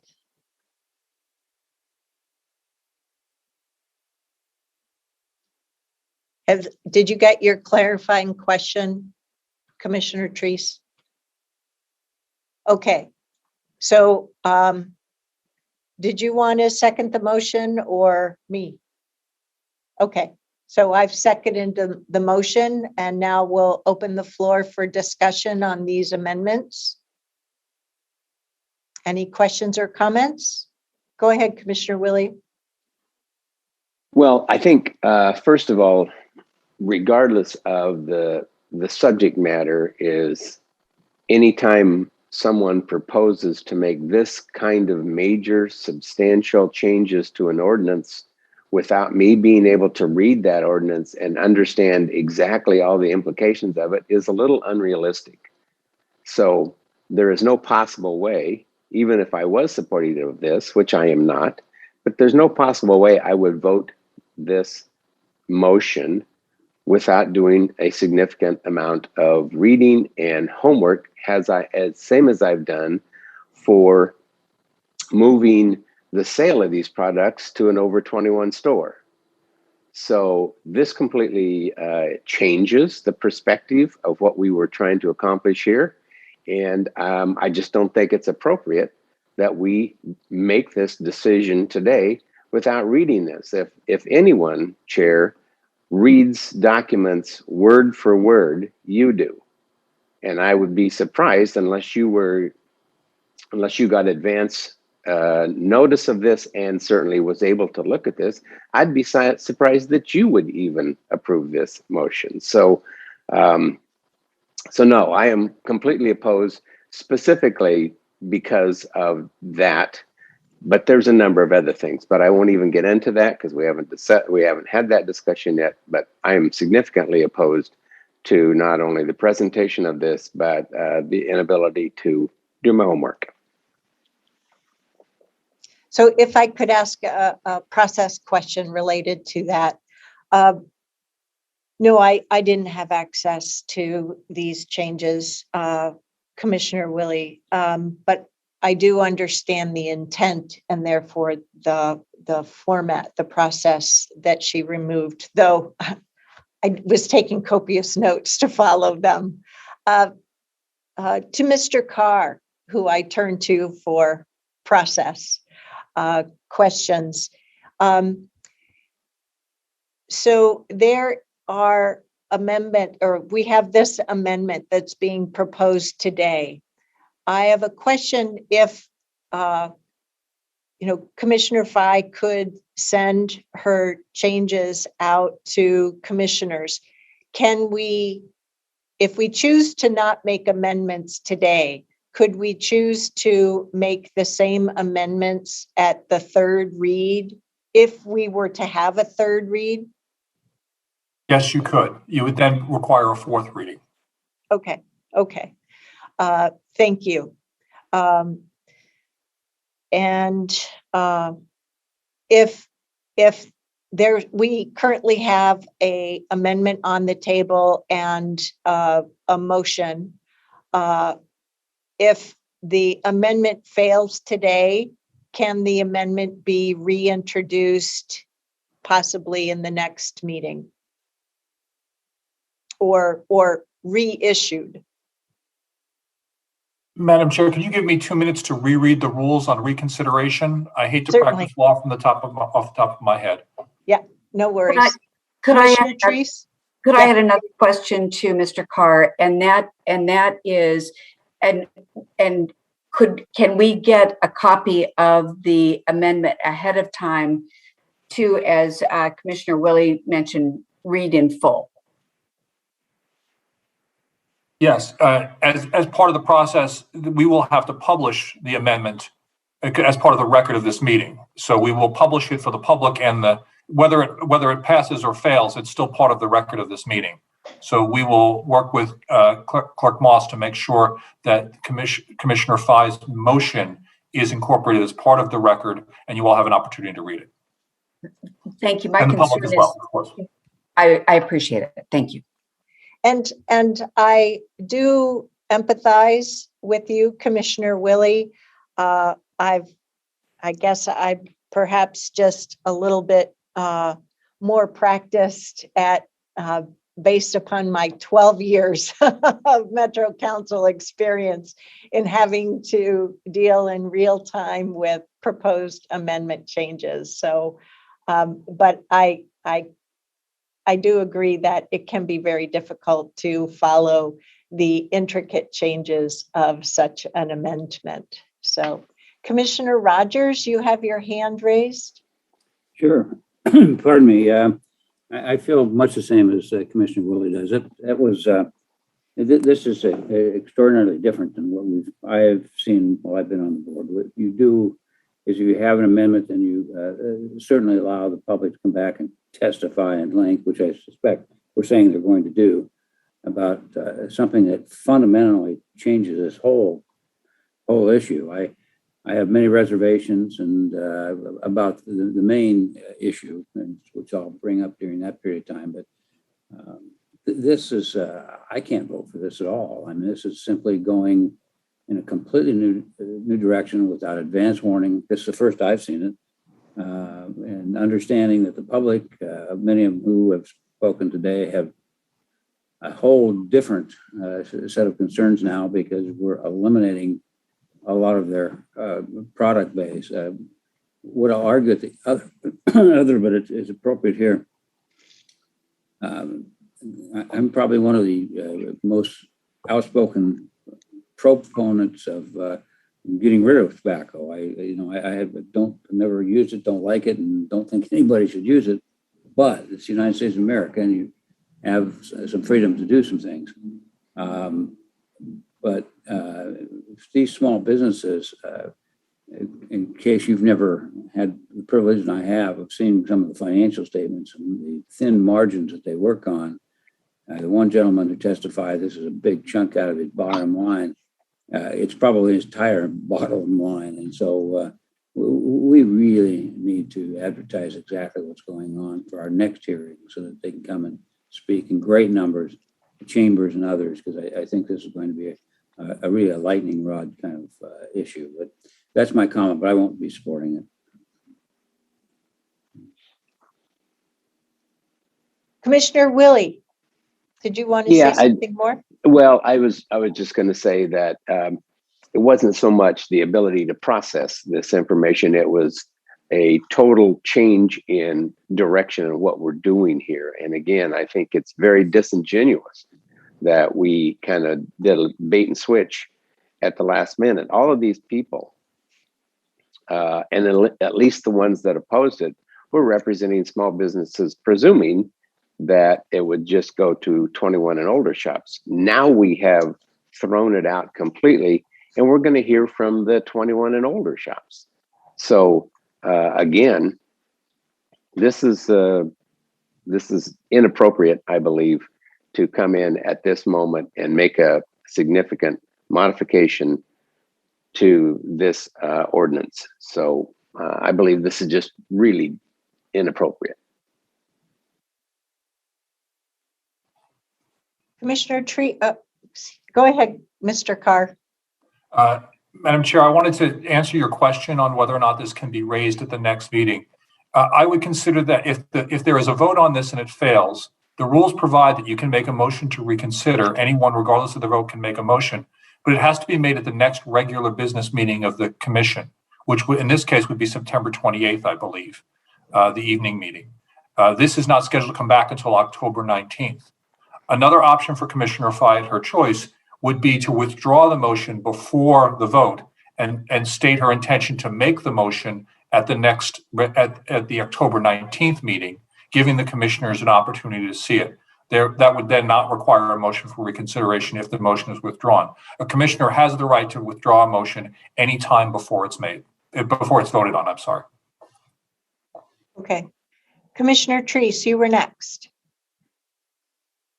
Thank you. And my concern is that I don't understand all the implications of the amendment. I would want to look really carefully and make sure that there weren't aside from the redirection from to a ban. I think that there's a likelihood that there are other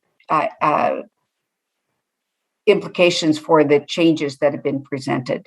So that's what I'm concerned about. And it would be my preference to be able to read the amendment ahead of time. So I appreciate Mr. Carr's bringing forward what the options are for Commissioner Fye.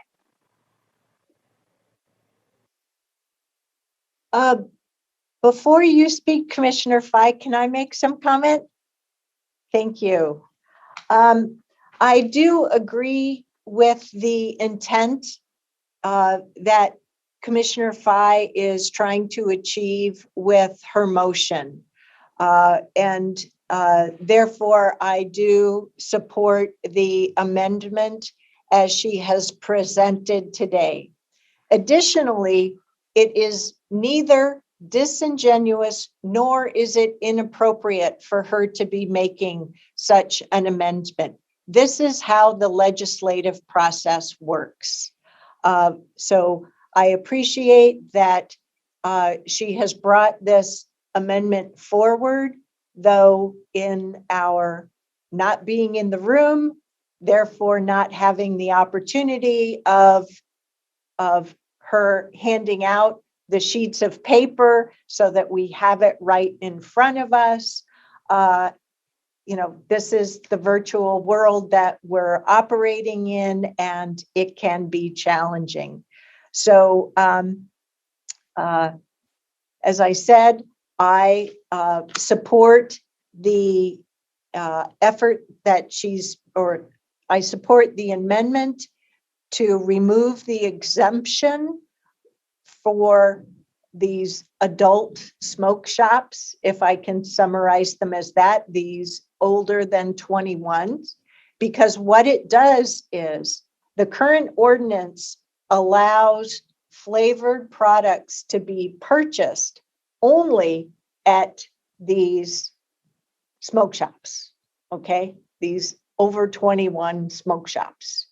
And so we've heard today, and we've had through our constituent reports over the last few weeks, feedback from retailers that they feel that such a move disadvantages them. Well, so this amendment removes that exemption for the smoke shops. So the products, these flavored products, would no longer be available in Washington County for sale at these retail shops. So it would be a level playing field for that, and would thereby end the sale of flavored products, flavored inhalant and tobacco products here in Washington County. That's what I wanted to say. Commissioner Fye, you've not had the opportunity to speak yet. What would you like to do? You have multiple options. You can proceed with the motion and make comment on that. You could choose to make a motion to, or you could, Mr. Carr, please. Mr. Carr, please make sure I state this correctly, that she would withdraw the amendment for today and then bring it up for reconsideration at the next meeting, which would be September 28th. Or alternatively, she could make the motion again, the amendment at the October 19th meeting. You had the substance right there, just not exactly the words, if I may say them to just make sure we have it right. Well, that's what I want. Thanks. Commissioner Fye could has a right to ask for a vote. If the vote fails, the remedy to renew the motion would be a motion for reconsideration, which would have to be made on September 28th. Yep. In the alternative, the Commissioner Fye has the right to withdraw the motion. Yep. And not ask for a vote, as long as she does that before the vote. Yep. In that case, no motion for reconsideration would be necessary because no motion would have been made. She could then make the same motion at the October 19th third reading. Yep. And we would provide, as part of the record of this meeting, copies of the motion so commissioners had a chance and knew of Commissioner Fye's intent to make it on that date. Yep.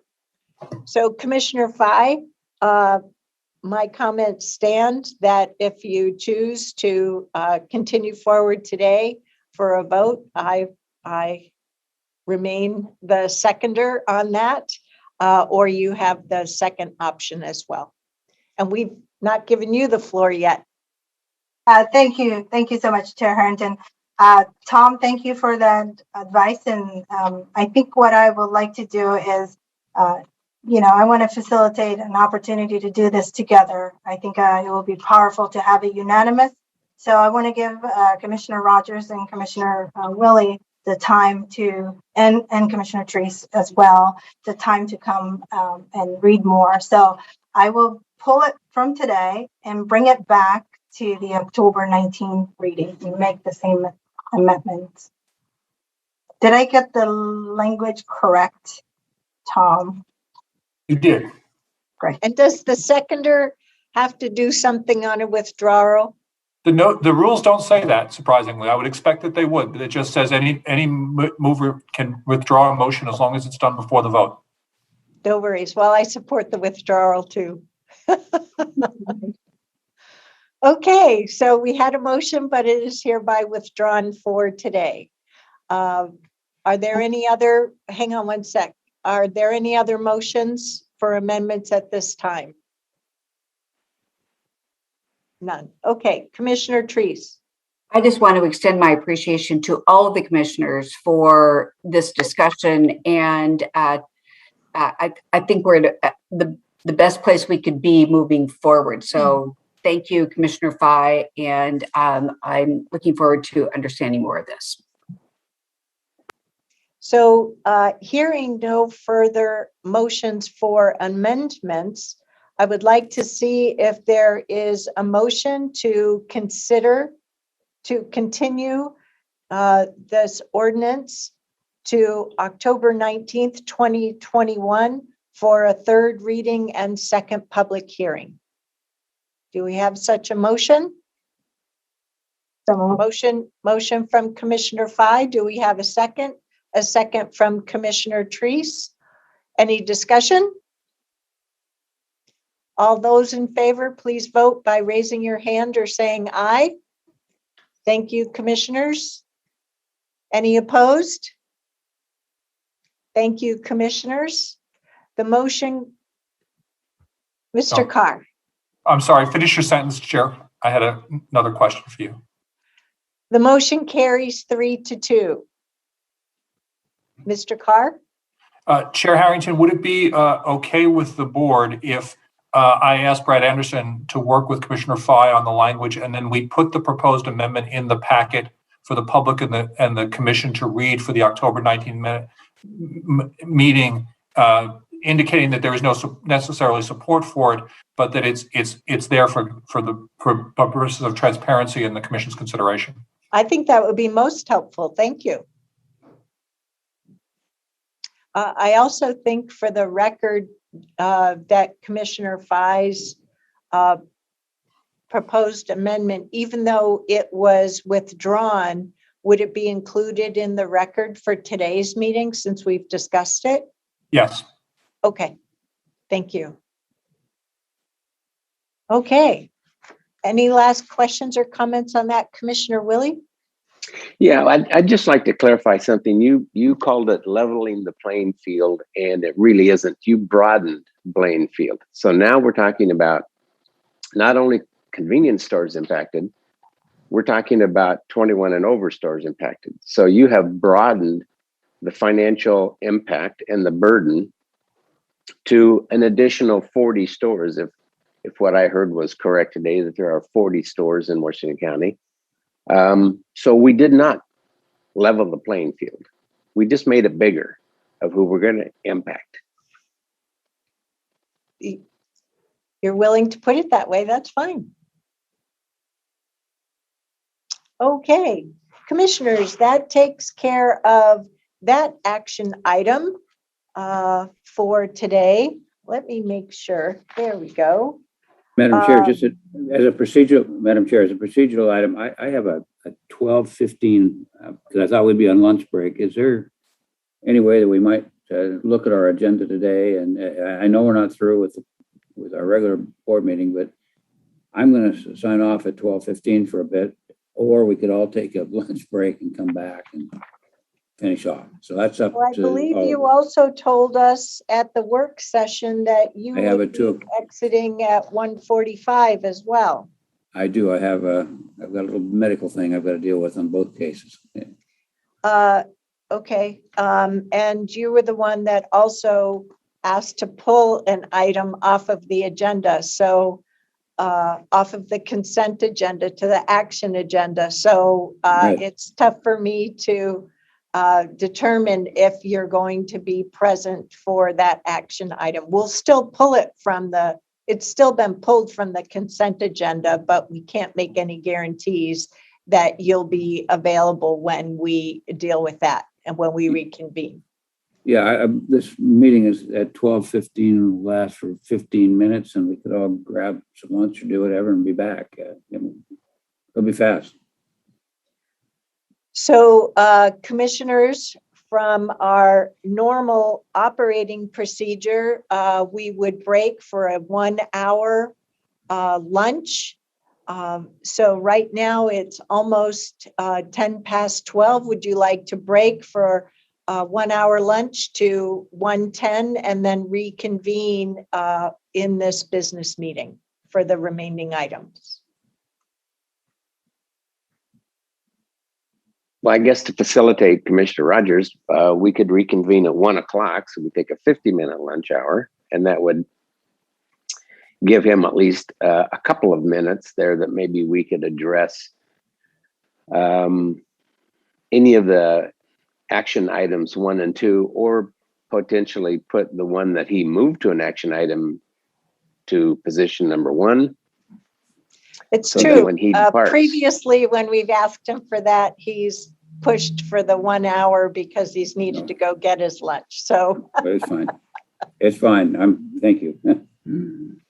So Roy, if I heard you correctly, you need to depart at 1:15 as well?